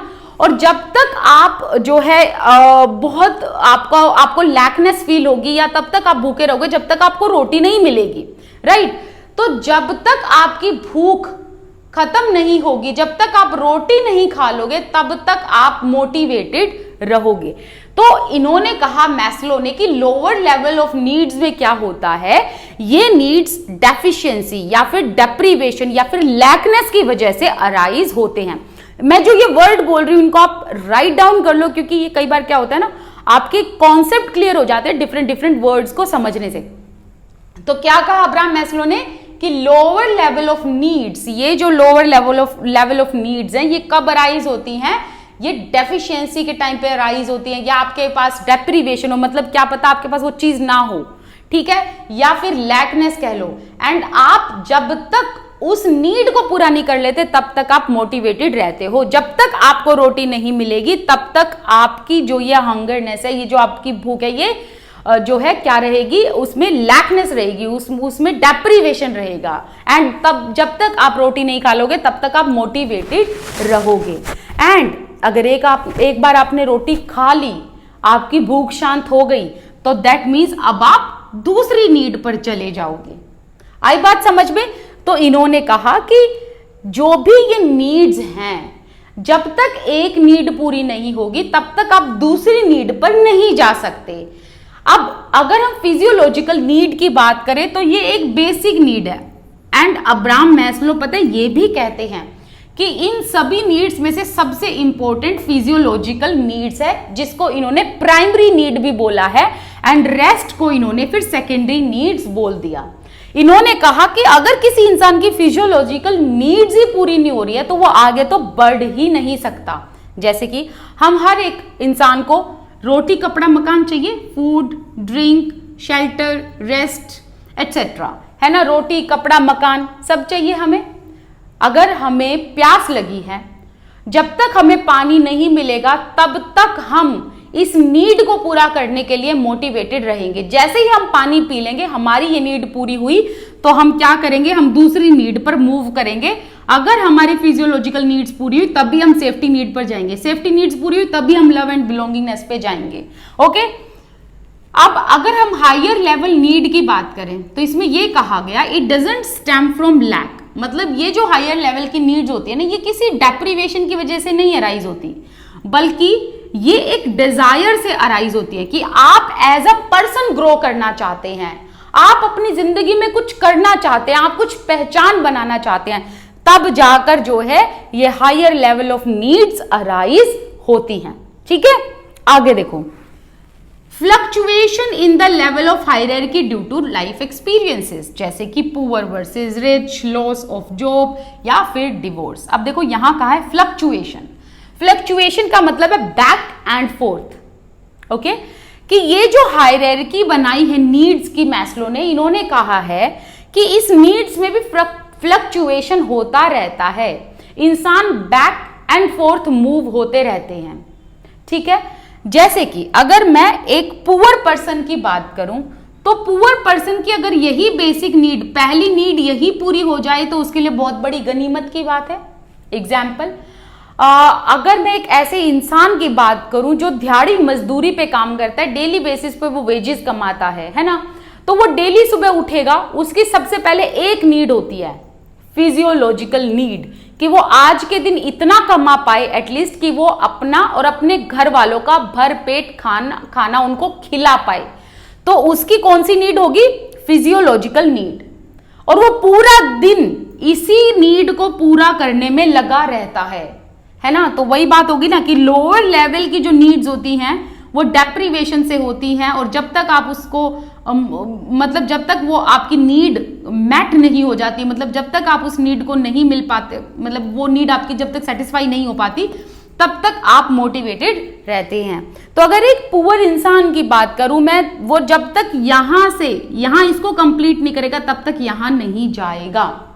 अगर हम रिच पर्सन की बात करें, वो सुबह उठता है, उसे खाना पीना सब कुछ अपना बेड पे मिल जाता है, तो उसके लिए ये नीड बहुत जल्दी पूरी हो जाती है, ये नीड भी जल्दी पूरी हो जाती है, फिर इसके बाद वो इस नीड पर आता है, ये नीड पूरी हो जाती है, फिर इसके बाद वो इस नीड पर आता है, यहाँ पर उसको थोड़ा वो स्ट्रगल रहता है। जिसकी अगर हम अंबानी की बात करें, है ना, अंबानी के पास कितना पैसा है भाई, लेकिन क्या वो आज के टाइम पर खाली बैठे हैं? नहीं बैठे ना, वो अपने बिजनेस को और भी ज्यादा एक्सपैंड करने के लिए दिन रात लगे रहते हैं। इनफैक्ट वो और उनकी पूरी फैमिली, तो वो सब क्या करते रहते हैं? वो अपने बिजनेस को एक्सपैंड करते रहते हैं, अपनी लग्जूरियस लाइफ को वो जीते हैं। तो उनके लिए ये जो नीड्स है ना, इनको अचीव कर पाना तो बहुत ईजी है। वो यहां पर आकर रहते हैं कि भाई हमारी जो नीड है, जो हमारी हमारी जो सोसाइटी में एक जगह बनी हुई है, या हमारे पास जितना पैसा उसे हमें और डबल करना है, तो वो उसी चीज में लगे रहते हैं। उनके लिए ये जो नीड्स होती हैं, जैसे फिजियोलॉजिकल सेफ्टी और ये सब, ये है उनके पास। रोटी भी है, कपड़ा भी है, मकान भी है, सब है, हीरे जवाहरात सब है।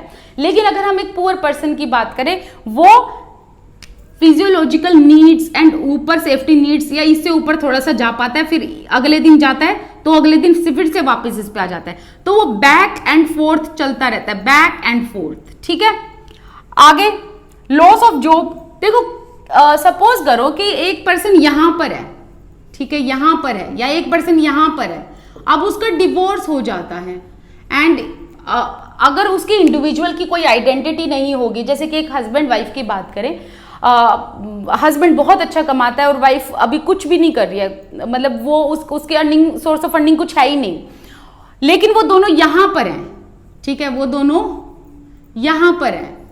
तो अब जो वाइफ होगी, जैसे वो डिवोर्स लेगी, उसके लिए ये नीड सबसे इंपॉर्टेंट हो जाएगी, क्योंकि जब तक वो हस्बैंड के साथ थी, उसके लिए रोटी कपड़ा मकान सब कुछ ग्रैब कर पाना इजी था, तो वो यहां थी।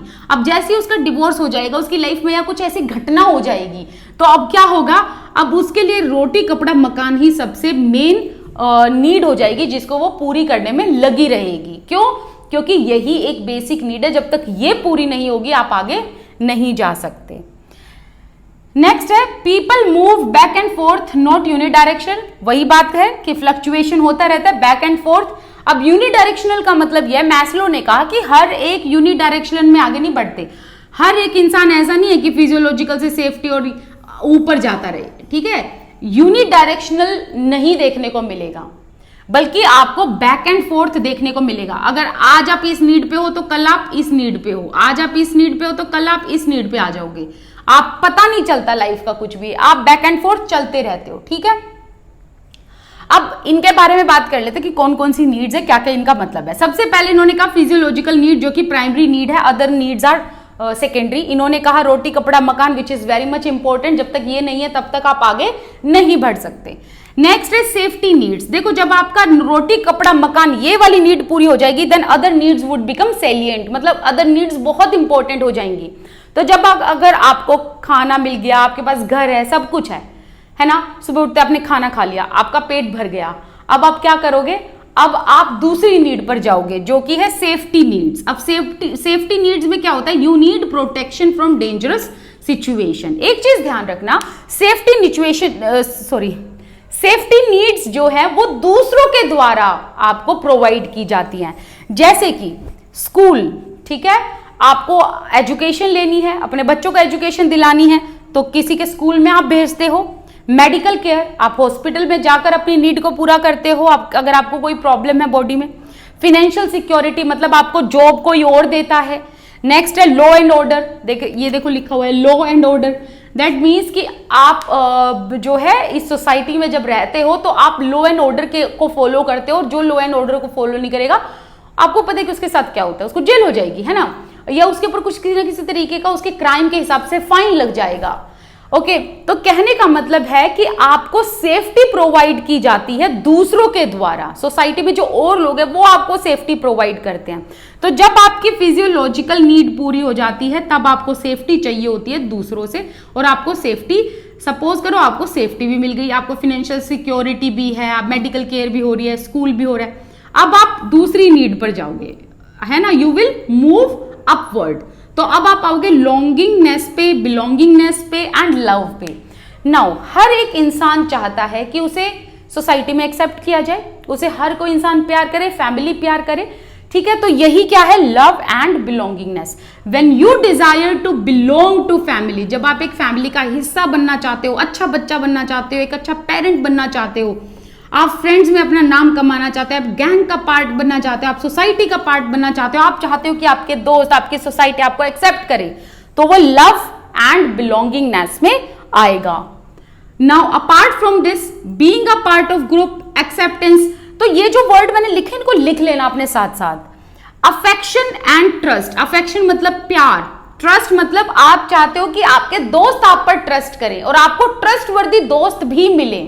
ओके, इंटरपर्सनल रिलेशनशिप, आप चाहते हो कि आपके बाहर की दुनिया में जितने लोग रहते हैं उनके साथ आपके एक अच्छे रिलेशन हो, तो वो इंटरपर्सनल रिलेशनशिप कहलाएगा, और वो किस में आएगा, लव एंड बिलोंगिंगनेस में। When you want to receive love, when you want to be loved, or when you want to receive affection, this is what comes in love and belongingness। अब जब आपका ये भी पार्ट पूरा हो गया, आपको दोस्त भी मिल गए, ठीक है, आपके फैमिली में भी आपका नाम हो गया, आप सोसाइटी का एक बहुत अच्छा हिस्सा भी बन गए, then esteem needs will arise. अब इसमें क्या होता है, इसमें दो तरीके के एस्टीम नीड्स होते हैं, एक होता है इंटरनल और एक होता है एक्सटर्नल। इंटरनल में आपकी खुद की confidence, self confidence, respect, self respect, self esteem, but एक होता है एक्सटर्नल। एक्सटर्नल में क्या होता है कि आपको एक्सटर्नल आपको एक्सटर्नल एस्टीम चाहिए, मतलब आपको एक्सटर्नल रिस्पेक्ट चाहिए, किसी और से रिस्पेक्ट चाहिए। देखो समझना इस चीज को, एस्टीम का मतलब होता है सेल्फ रिस्पेक्ट, ठीक है। तो एस्टीम नीड्स दो तरीके की होती हैं, एक तो इंटरनल, एक एक्सटर्नल। इंटरनल मतलब जो आप खुद को दे देते हो, जैसे कि खुद की रिस्पेक्ट, खुद से प्यार करना, खुद का कॉन्फिडेंस। बट एक होता है एक्सटर्नल, इसका मतलब है जब आप बाहर के लोगों से रिस्पेक्ट चाहते हो। हर कोई नाम कमाना चाहता है, सोसाइटी में आना चाहता है, एक रिकग्निशन पाना चाहता है। तो मैस्लो ने कहा कि आप इस एडवांसमेंट ऑफ टेक्नोलॉजी में जो नए नए गैजेट्स लेते हो, ये आप क्यों लेते हो? क्योंकि आप चाहते हो कि आपको दूसरे लोग रिस्पेक्ट करें। आप बड़े बड़े घर जो है बना लेते हैं, लग्जूरियस लाइफ जो आप जीते हो, ये आप क्यों जीना चाहते हो? क्योंकि आप चाहते हो रिस्पेक्ट, किससे? दूसरों से। तो इसे कहा जाएगा एक्सटर्नल।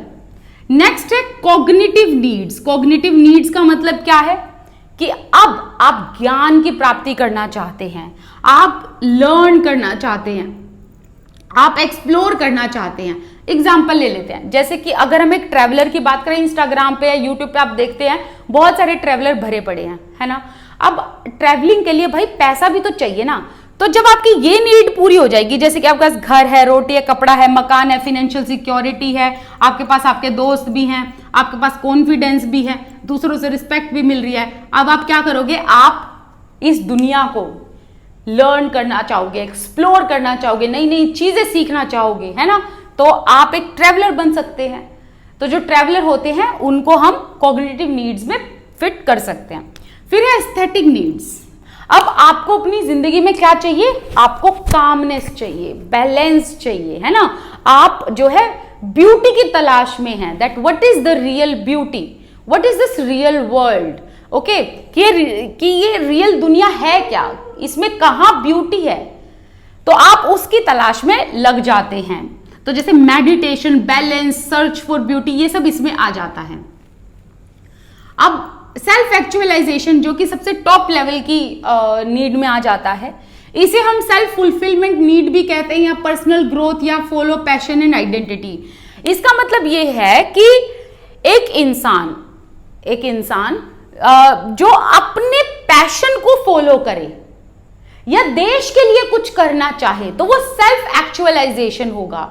अगर एक इंसान को अपना सेल्फ रियलाइजेशन हो जाए कि मैं वाकई में जो करना चाहता हूं वो मैं कर सकता हूं, और मुझे भगवान ने जिस काम के लिए भेजा है मुझे वो ही काम करना है, जब एक इंसान को ये रियलाइज हो जाता है तो वो सेल्फ एक्चुअलाइजेशन में आ जाता है। A desire to become everything one is capable of becoming. जैसे कि फ्रीडम फाइटर्स की अगर हम बात करें, फ्रीडम फाइटर्स जो है जैसे कि भगत सिंह हो गए, वो सेल्फ एक्चुअलाइजेशन में आते हैं, उन्होंने देश के लिए अपनी जान दे दी, कुर्बानी दे दी। ठीक है, तो कहने का मतलब है कि जब आपको ये रियलाइज हो जाए कि आपकी ड्यूटी क्या है सोसाइटी के प्रति, खुद के प्रति, तो वो होता है सेल्फ एक्चुअलाइजेशन। जब आपको ना ऐसे मोक्ष, एक सैल्वेशन प्राप्त हो जाए, है ना, या एक ज्ञान की ऐसा ज्ञान का भंडार या ज्ञान की प्राप्ति हो जाए, तो उसे हम कहेंगे सेल्फ एक्चुअलाइजेशन। ओके, जब आपको ये पता हो कि आपके क्या धर्म है, क्या कर्तव्य है, क्या आपको करना चाहिए, आपका क्या पैशन है, what do you want to become, तो वो आता है सेल्फ एक्चुअलाइजेशन में। या आप दूसरों के लिए क्या करते हैं, आप निस्वार्थ भाव से किसी की क्या सेवा करना चाहते हैं, तो उसे हम कहेंगे सेल्फ एक्चुअलाइजेशन में। जैसे कि जो फ्रीडम फाइटर्स है, उन्होंने इस देश के लिए अपनी जान दे दी, है ना, अपनी जान की परवाह नहीं की, बल्कि उन्होंने हम लोगों के लिए जान दी, तो वो जो लोग थे वो सेल्फ एक्चुअलाइजेशन में आएंगे। तो आई होप आपको ये समझ आया होगा। ठीक है, अब एक मैं एग्जाम्पल और दे देती हूं। जैसे कि सपोज करो एक बच्चा है, ठीक है, उसके बचपन में ही उसके माता पिता नहीं रहे, अब वो ऑर्फन हो चुका है। तो जब वो बड़ा होगा, उसके लिए सबसे पहले जब जैसे उसकी ग्रेजुएशन, पोस्ट ग्रेजुएशन कंप्लीट होगी ऑर्फनेज में जहां उसे रखा गया, वहां से उसको पढ़ाया जाएगा। जब वो बड़ा हो जाएगा, अब उसके लिए सबसे पहली नीड क्या होगी? उसके लिए सबसे पहली नीड होगी रोटी, कपड़ा, मकान। तो वो फिजियोलॉजिकल नीड को पूरा करेगा। ठीक है, जब उसकी ये वाली नीड, रोटी, कपड़ा, मकान वाली नीड पूरी हो जाएगी, तो वो अब चाहेगा सिक्योरिटी, अब वो चाहेगा सेफ्टी। अब उसको सेफ्टी कहां से मिलेगी? सोसाइटी से। अब वो चाहेगा कि भाई उसको जो है प्रोटेक्शन दी जाए, डेंजरस सिचुएशन से उसको प्रोटेक्ट किया जाए। जैसे कि हमारे कानून, अगर हमारे कानून नहीं बने होते तो इंसान अभी तक एक दूसरे को मार के खत्म कर दिए होते।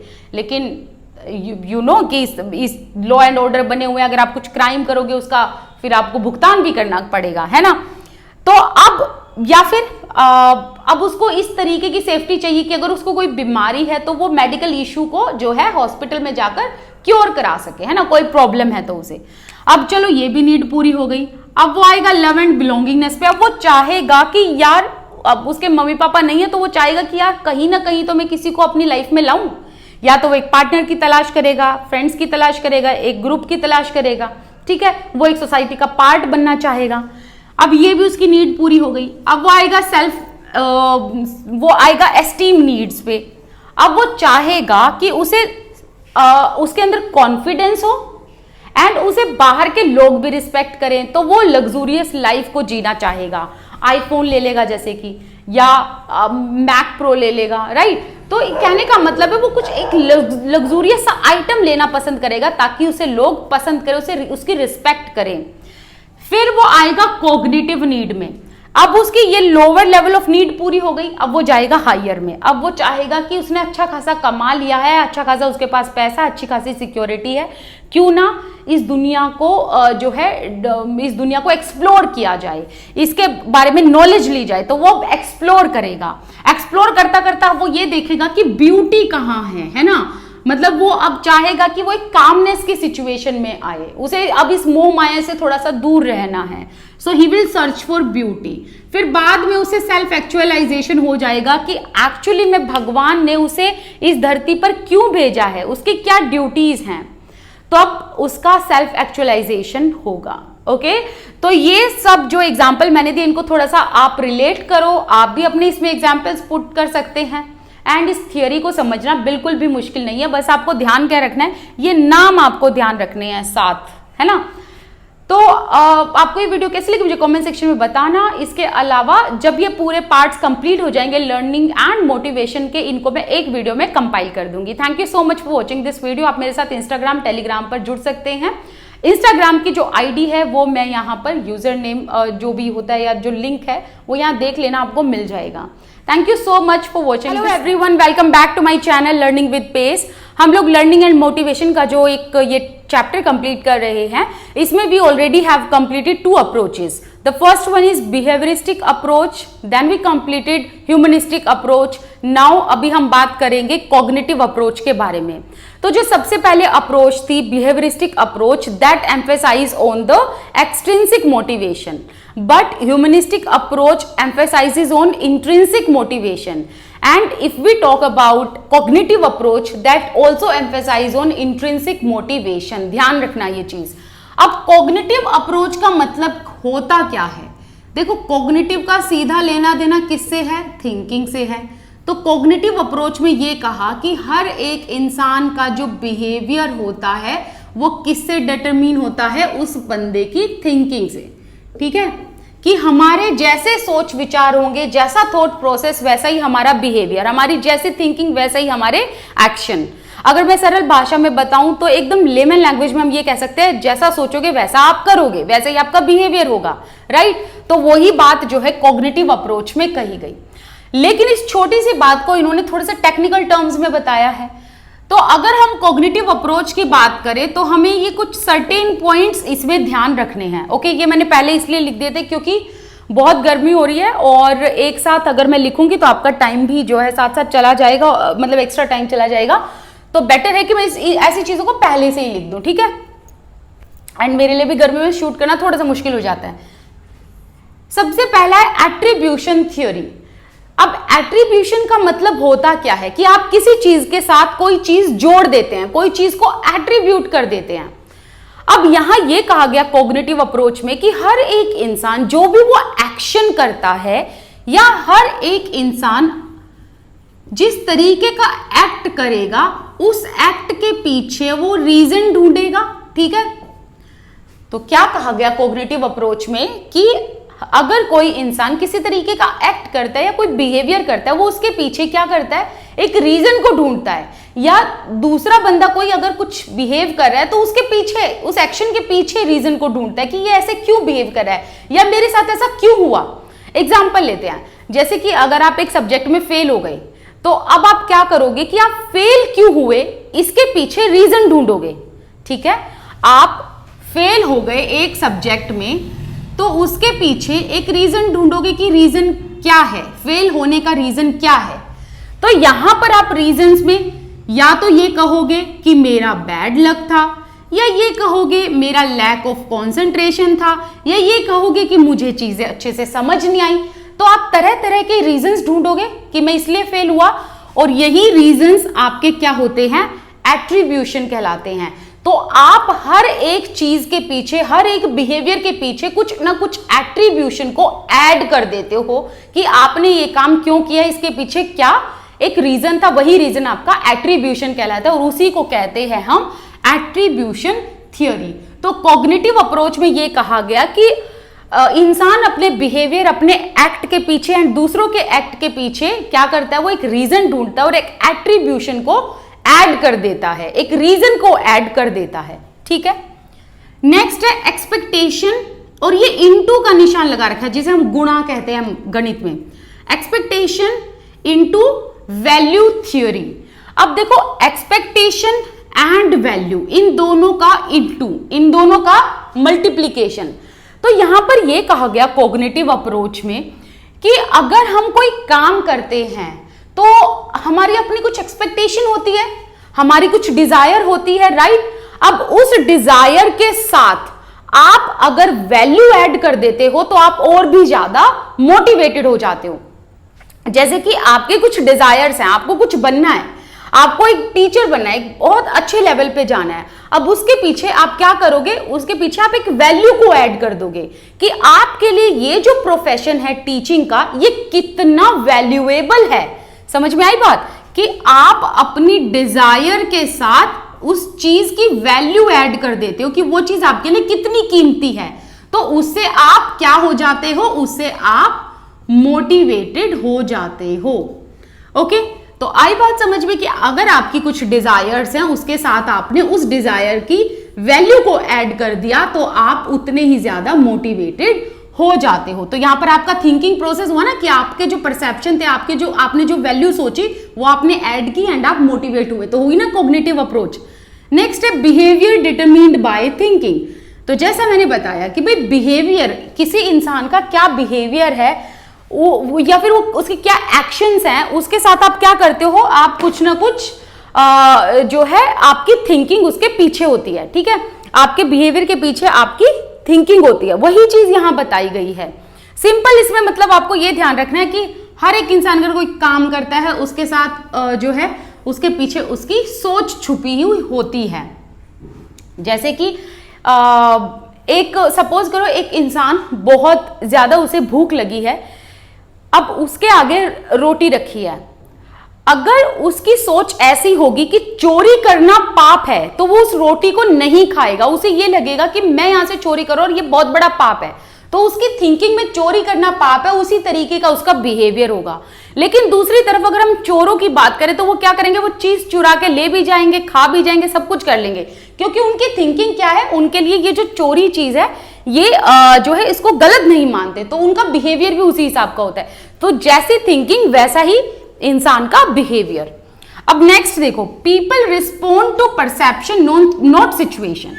तो कॉग्निटिव थियोरी में यह कहा गया कि हर एक इंसान जो है वो सिचुएशन को रिस्पोंड नहीं करता कि सिचुएशन कैसी है, बल्कि वो परसेप्शन को, मतलब वो किस तरीके से परसीव करता है चीजों को, उस चीज को ज्यादा इंपॉर्टेंस देता है। And I am sure you will relate with this point कि अगर आप किसी चीज को बहुत ही ज्यादा गंभीरता से लेते हैं, सीरियसली लेते हैं, तो आपके लिए वो चीज उतनी ही इंपॉर्टेंट हो जाती है।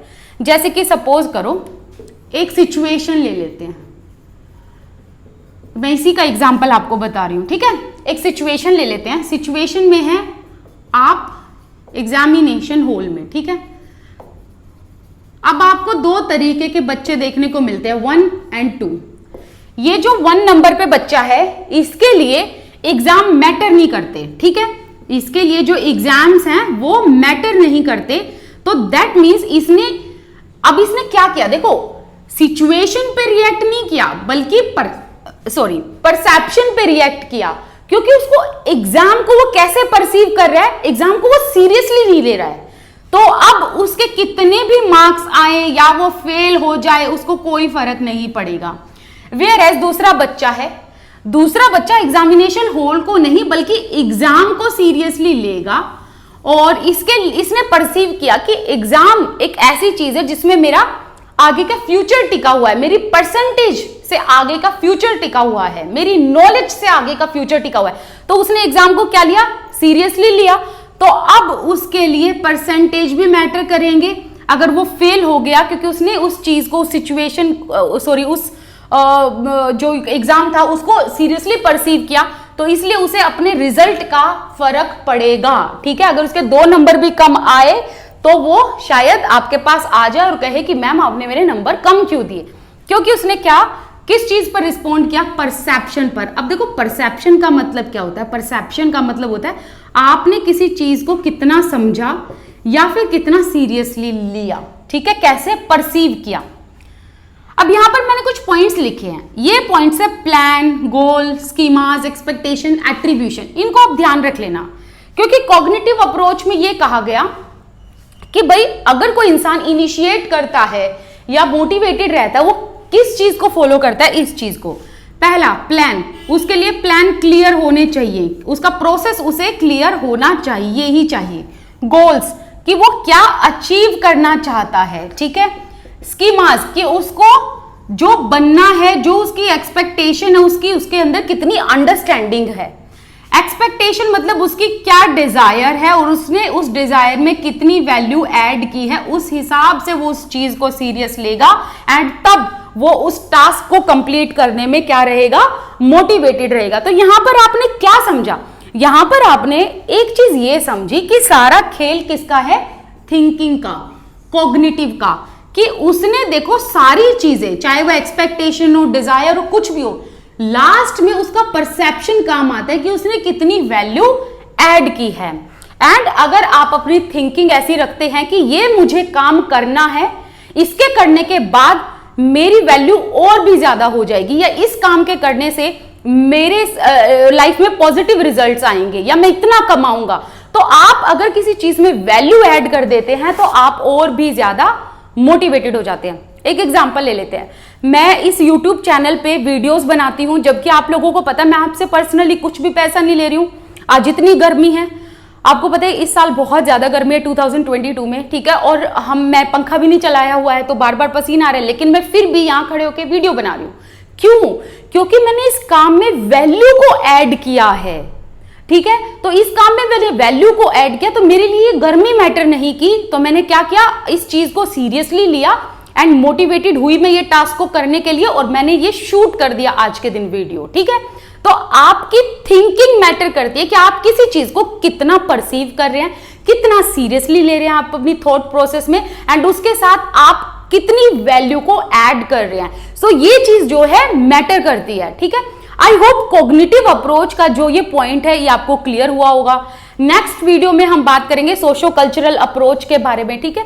आपको ये वीडियो कैसे लगी मुझे कमेंट सेक्शन में बता देना। मेरे साथ इंस्टाग्राम, टेलीग्राम पर आप जुड़ सकते हैं। इसके अलावा अगर आप चाहते हैं ना कि डेली एक लाइव सेशन ले लिया जाए, आप प्लीज मुझे कमेंट सेक्शन में बता देना, क्योंकि आई एम थिंकिंग, देखो एक तो मैं अभी कॉलेज में भी काम करती हूँ एज एन असिस्टेंट प्रोफेसर, तो मुझे उतना टाइम मिल नहीं पाता है, बट मुझे ऐसा लगता है कि हम अगर ये थ्योरी पार्ट कंप्लीट करके डेली क्वेश्चन आंसर का सेशन ले लें, वो आपके लिए बहुत बेनिफिशियल होगा।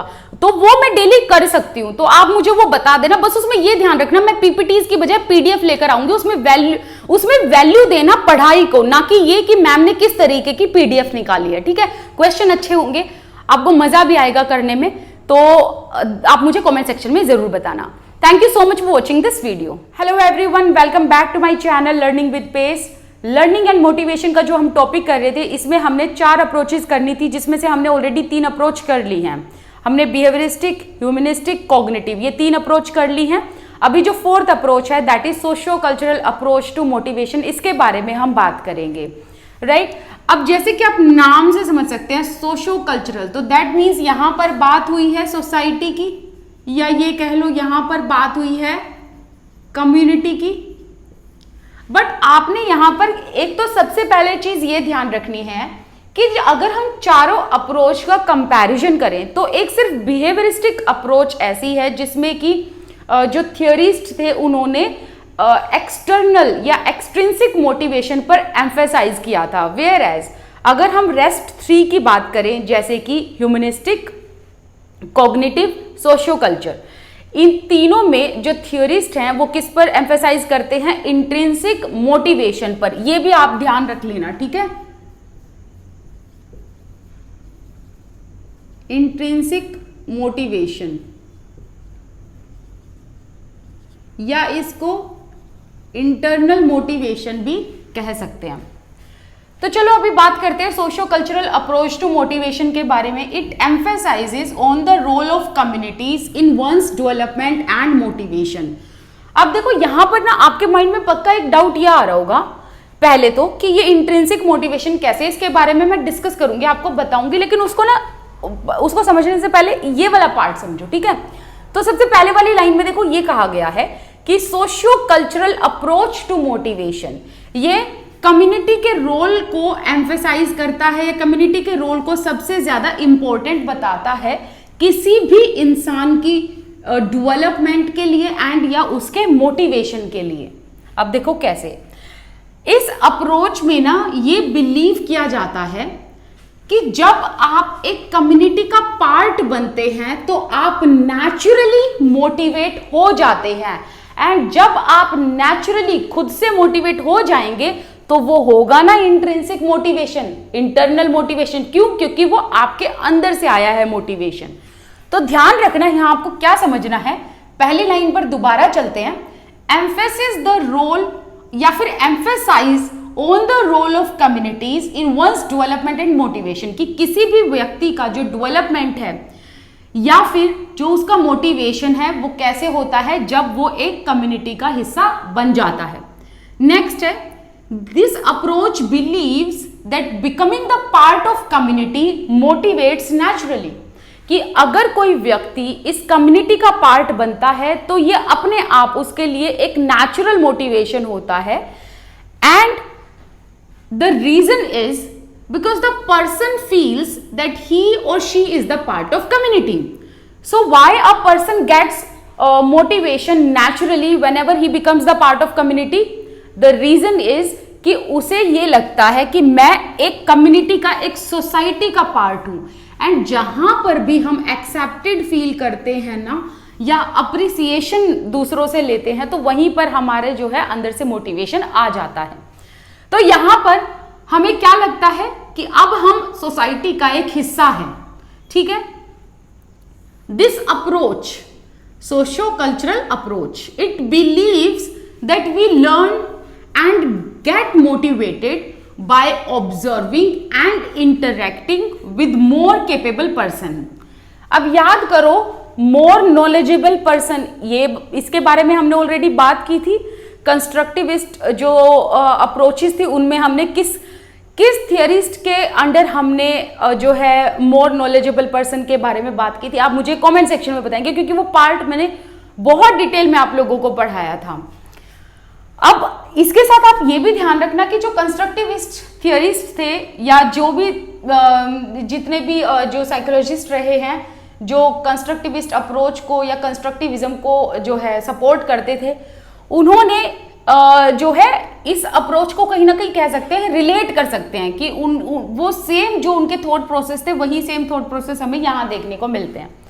तो देखो, सोशियो कल्चरल अप्रोच में ये कहा गया कि भाई इंसान कब लर्न करता है, जब वो दूसरों को कम्युनिटी में ऑब्जर्व करता है, या फिर जब वो लोगों से इंटरेक्ट करता है। लेकिन किन लोगों से इंटरेक्ट करता है? मोर केपेबल पर्सन। मतलब जैसे कि आप किससे सीख रहे हैं, जैसे कि सपोज करो कि आप अपने बड़ों से सीख रहे हैं, छोटों से सीख रहे हैं, लेकिन वो आपसे केपेबल हैं, तो आप अपने से केपेबल पर्सन से जब इंटरेक्ट करते हो, उसे ऑब्जर्व करते हो, that time you learn a lot and gets motivated. Next है peripheral participation to central participation. देखो, पेरिफेरल का मतलब होता है पार्शियल, मतलब आधा, हाफ। पार्टिसिपेशन मतलब आपने कम्युनिटी में पार्टिसिपेट किया। तो इस अप्रोच में आप कहां से कहां जाते हो? पेरिफेरल पार्टिसिपेशन से central participation, that means half participation से कंप्लीट पार्टिसिपेशन। कैसे? जैसे कि आप एक सपोज करो कुछ चीज है जिसमें आप नोविस हैं, मतलब आपको उसकी इतनी नॉलेज नहीं है। क्या एग्जांपल ले सकते हैं हम? ओके, एक डॉक्टर का एग्जांपल लेते हैं, ठीक है। अब आप जो है अभी इंटर्नशिप पर हैं डॉक्टर की, एंड आप सर्जरी करना सीख रहे हैं, राइट? तो आप सर्जरी करना सीख रहे हैं, that means you are novice. Novice person वो होते हैं जिनको ना एक सर्टेन जॉब में ज्यादा एक्सपीरियंस नहीं होता, ठीक है। लेकिन आप ये जो सर्जरी है ये किससे सीख रहे हैं? किसी स्टैब्लिश्ड डॉक्टर से सीख रहे हैं। तो वो जो स्टैब्लिश्ड डॉक्टर है वो क्या हो गया? मोर नॉलेजेबल या मोर केपेबल पर्सन हो गया। तो उसकी हेल्प से आप पेरिफेरल से कंप्लीट पार्टिसिपेशन पर गए। जैसे कि आपने जब सर्जरी करना सीखा तो वहां पर आपका पेरिफेरल पार्टिसिपेशन था, और जब आप किसी मोर नॉलेजेबल पर्सन के साथ रहकर ये सीख गए कि सर्जरी करी कैसे जाती है, तो अब आप प्रॉपर एक डॉक्टर बन गए। तो आपने अपना कम्युनिटी में सेंट्रल पार्टिसिपेशन दिखाया, मतलब आधे से पूरा पार्टिसिपेशन। क्योंकि जब हम किसी काम में कच्चे होते हैं तो हमारा कम्युनिटी में हाफ पार्टिसिपेशन होता है, और जब हम उस काम में थोड़े एक्सपर्ट हो जाते हैं और हम दूसरों को सिखाने लगते हैं, दैट मीन्स हमने जो है अभी कम्युनिटी में कंप्लीट अपना पार्टिसिपेशन शो कर दिया है। A novice becomes legitimate member, and when you get the help or when you get the opportunity to be interacted with an expert or more knowledgeable person, that time you becomes the legitimate member of the particular community। मतलब एक particular समुदाय के आप member कब बनते हैं? जब आप किसी एक्सपर्ट से या किसी मोर नॉलेजेबल या कैपेबल पर्सन से इंटरेक्ट करते हैं, उनसे सीखते हैं। It is important in this approach to motivation to answer the question who am I and because identity leads to motivation. अब इस चीज को ध्यान से सुनना। देखो, इस अप्रोच में ये कहा गया कि हमारे लिए ना, हमारी लाइफ में आइडेंटिटी क्राइसिस नहीं होने चाहिए। हमें अपनी खुद की आइडेंटिटी पता होनी चाहिए कि हम इस सोसाइटी में हैं तो क्यों हैं, एंड अगर हम इस सोसाइटी का हिस्सा हैं तो हमारा रोल क्या है, हमारी आइडेंटिटी क्या है। तो यहां पर जैसे कि ये क्वेश्चन है, who I am a teacher, I can be a doctor, I can be a surgeon, I can be anything, right. तो इसलिए मैंने वहां एक्सेट्रा लिखा है। दैट मीन्स कि आप किसी भी पोजीशन पे हैं, आप कुछ भी हैं, आप मदर हैं, फादर हैं, जो भी हैं, आप हाउस वाइफ हैं, राइट। सो कहने का मतलब है कि आपके पास अपनी क्या है, आइडेंटिटी है। तो यहां पर यह कहा गया है कि सोशियो कल्चरल अप्रोच इस चीज को सपोर्ट करता है that for a person it is important to know their identity, कि उनका कम्युनिटी में क्या रोल है। और अगर किसी पर्सन को अपनी आइडेंटिटी पता है, दैट लीड्स टू मोटिवेशन, ठीक है। तो उससे क्या होता है, उसका मोटिवेशन हायर लेवल का होता है, राइट। तो यहां पर ऑल एंड ऑल आपने क्या समझना है, जितना मैंने लिखा सिर्फ इतना ही करना है, इससे ज्यादा करने की जरूरत नहीं है इसमें। आपको पता है कि मैंने ये सीरीज जब शुरू की थी, मैंने आपको बताया था कि आपको ऐसा पढ़ाया जाएगा कि अलग से बुक्स उठाने की जरूरत नहीं होगी, जितना बताऊंगी उतना भी पढ़ लोगे, मोर देन इनफ है, राइट। बट हाँ, आपको क्वेश्चन आंसर सॉल्व करने हैं, question answer and previous year question paper, इनको सॉल्व करो जितना हो सके। अब देखो, इस पूरे मतलब इन लाइंस को अगर मैं क्रक्स में, एक निचोड़ में बताऊं, नटशल में बताऊं, तो ये कहा गया कि सोशियो कल्चरल अप्रोच जो है इंट्रिंसिक मोटिवेशन पर एम्फेसाइज करता है। बिकॉज जब एक पर्सन एक कम्युनिटी का हिस्सा हो जाता है, सोसाइटी का हिस्सा हो जाता है, दैट टाइम्स ही बिकम्स नेचुरली मोटिवेटेड, और नेचुरल मोटिवेशन आता है तो that means it support internal motivation, okay. And एक सोसाइटी में हर एक पर्सन के लिए it is mandatory to answer the question, I mean उसे पता होना चाहिए हु आई एम, मैं क्या हूं, मेरा रोल क्या है। बिकॉज इस आइडेंटिटी से ही क्या होता है, मोटिवेशन आपके अंदर आता है, राइट। तो ये तो अभी हमने बात की किसके बारे में, एक अप्रोच के बारे में। अभी हम आगे बात करेंगे, थोड़ा सा मैं आपको थियरिस्ट बता देती हूं कि आपको क्या क्या ध्यान रखना है इसमें।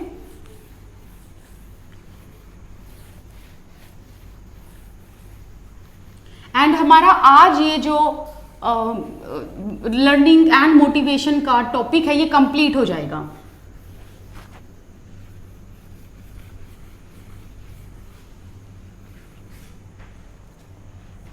तो देखो, सबसे पहले हमने बात की थी बिहेवियरिस्टिक के बारे में, बिहेवियरिस्टिक अप्रोच, ठीक है। उसमें आपको नाम याद रखना है, कौन से थियोरिस्ट का, स्किनर का। देन हमने बात की ह्यूमनिस्टिक के बारे में, ह्यूमनिस्टिक अप्रोच, इसमें आपको ध्यान रखना है मैस्लो का नाम, ओके। देन हमने बात की कॉग्निटिव के बारे में, इसमें आपको ध्यान रखना है वीनर का नाम। देन अभी हम देखो बात कर रहे हैं सोशियो कल्चरल के बारे में। सोशियो कल्चरल के बारे में आपको याद रखना है नाम लेव वैगनर का, आई थिंक यही नाम है, मैं एक बार चेक कर लेती हूं। लेव वैंगर है, ठीक है, मैं इसको करेक्ट कर देती हूं।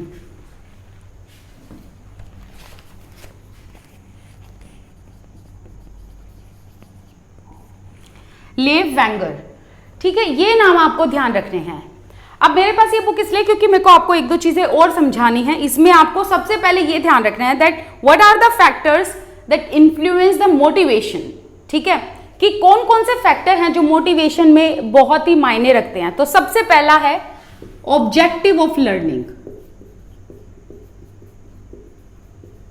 Objective of learning, it means that if a person knows that what are the objectives of a given task, कि जो उसे टास्क दिया गया है उसके क्या ऑब्जेक्टिव्स हैं, तो वो काम को अच्छे से पूरा करेगा and he would be motivated, he or she would be motivated if a person knows the objectives behind the given task.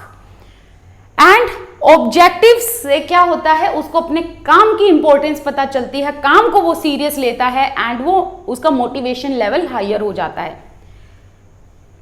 Next है, अच्छा इसमें एक चीज हो रहा है, ऑब्जेक्टिव ऑफ लर्निंग में अगर एक इंसान को ये पता है कि उसके टास्क में उसके ऑब्जेक्टिव्स क्या हैं, मतलब टास्क के ऑब्जेक्टिव्स क्या हैं, तो इससे रोट लर्निंग हट जाती है।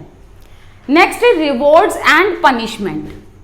तो आप लोगों को पता है ना कि रिवॉर्ड्स जो है ये पॉजिटिव डायरेक्शन देता है, ठीक है, वेयर एज अगर मैं पनिशमेंट की बात करूं तो ये पनिशमेंट जो है ये इट गिव्स नेगेटिव डायरेक्शन। अब इतना सुंदर सुंदर नहीं लिख पा रही हूं क्योंकि बहुत टाइम चला जाएगा वीडियो शूट करने में फिर, तो इसलिए ये कहा गया कि भाई रिवॉर्ड देना बहुत जरूरी है। अब रिवॉर्ड से क्या होगा, मोटिवेशन लेवल हायर होगा क्योंकि बच्चे को पॉजिटिव डायरेक्शन मिलेगी। नाउ जो ये रिवॉर्ड्स हैं, ये अप्रिसिएशन है, ये ओरल भी हो सकते हैं, राइट, एंड इसके अलावा ये ये वर्बल भी हो सकते हैं, ये नॉन वर्बल भी हो सकते हैं। जैसे कि अप्रिसिएशन दे दिया या कोई मटेरियलिस्टिक चीज दे दी, जैसे कि अवार्ड दे दिया, ये सब स्कॉलरशिप्स वगैरह दे दी। कहने का मतलब है कि रिवॉर्ड दे दो बच्चों को ताकि उनको पॉजिटिव डायरेक्शन मिले। नेक्स्ट है प्रोग्रेस एंड रिजल्ट। देखो हम बच्चों को ना रिजल्ट देते हैं, है ना, बच्चों को हम रिजल्ट देते हैं। सो रिजल्ट देना क्यों मैंडेटरी है, इसलिए रिजल्ट नहीं देते कि रिजल्ट देना है, नहीं, हम इसलिए रिजल्ट देते हैं ताकि बच्चे ये पता कर पाए कि वो कहाँ पर वो वीक हैं, कहाँ पर उनका स्ट्रेंथ है, ठीक है। तो बच्चों को ये पता चले कि कहाँ पर वो वीक हैं एंड कहाँ उनकी जो है पकड़ है किसी चीज पर, तो इसीलिए हम उनको रिजल्ट देते हैं एंड जिससे उनको अपनी प्रोग्रेस के बारे में पता चलता है। नेक्स्ट है कोऑपरेशन। देखो कोऑपरेशन मतलब कोऑपरेशन की भावना में क्या होता है कि बच्चे जो है कलेक्टिव वर्क करते हैं। जब वो कलेक्टिव वर्क करेंगे एक दूसरे के पर्सपेक्टिव को भी वो समझेंगे, ठीक है, साथ में मिलकर काम करना पसंद करेंगे एंड कलेक्टिव वर्क के साथ या ग्रुप वर्क में बच्चे हमेशा मोटिवेटेड रहते हैं। नेक्स्ट है लेवल ऑफ एस्पिरेशन। तो कहा जाता है ना कि आपके जितने ऊंचे सपने उतना ही बड़ा आपको मोटिवेशन लेके चलना पड़ता है। जो हायर एस्पिरेशन होगी it leads to higher motivation, ठीक है। इसके अलावा ध्यान रखना कि ये जो लेवल ये है एस्पिरेशन है ये हमेशा इंटरनल होता है, ओके, ये चीज आपको ध्यान रखनी है। तो यहां पर जो है ऑल एंड ऑल मैंने आज लर्निंग एंड मोटिवेशन का जो टॉपिक है वो कंप्लीट करा दिया है। इसमें आप ये वाला पार्ट जरूर से जरूर ध्यान रख लेना। आप मेरे साथ टेलीग्राम इंस्टाग्राम पर जुड़ सकते हैं, दोनों के लिंक आपको डिस्क्रिप्शन बॉक्स में भी मिल जाएंगे एंड यहाँ पर मैं जो है इंस्टाग्राम का यूजर नेम भी दे दूंगी, वहां पर आप मेरे से पर्सनली कनेक्ट कर सकते हैं, कोई डाउट है वहां पे भी पूछ सकते हैं। Thank you so much for watching this video.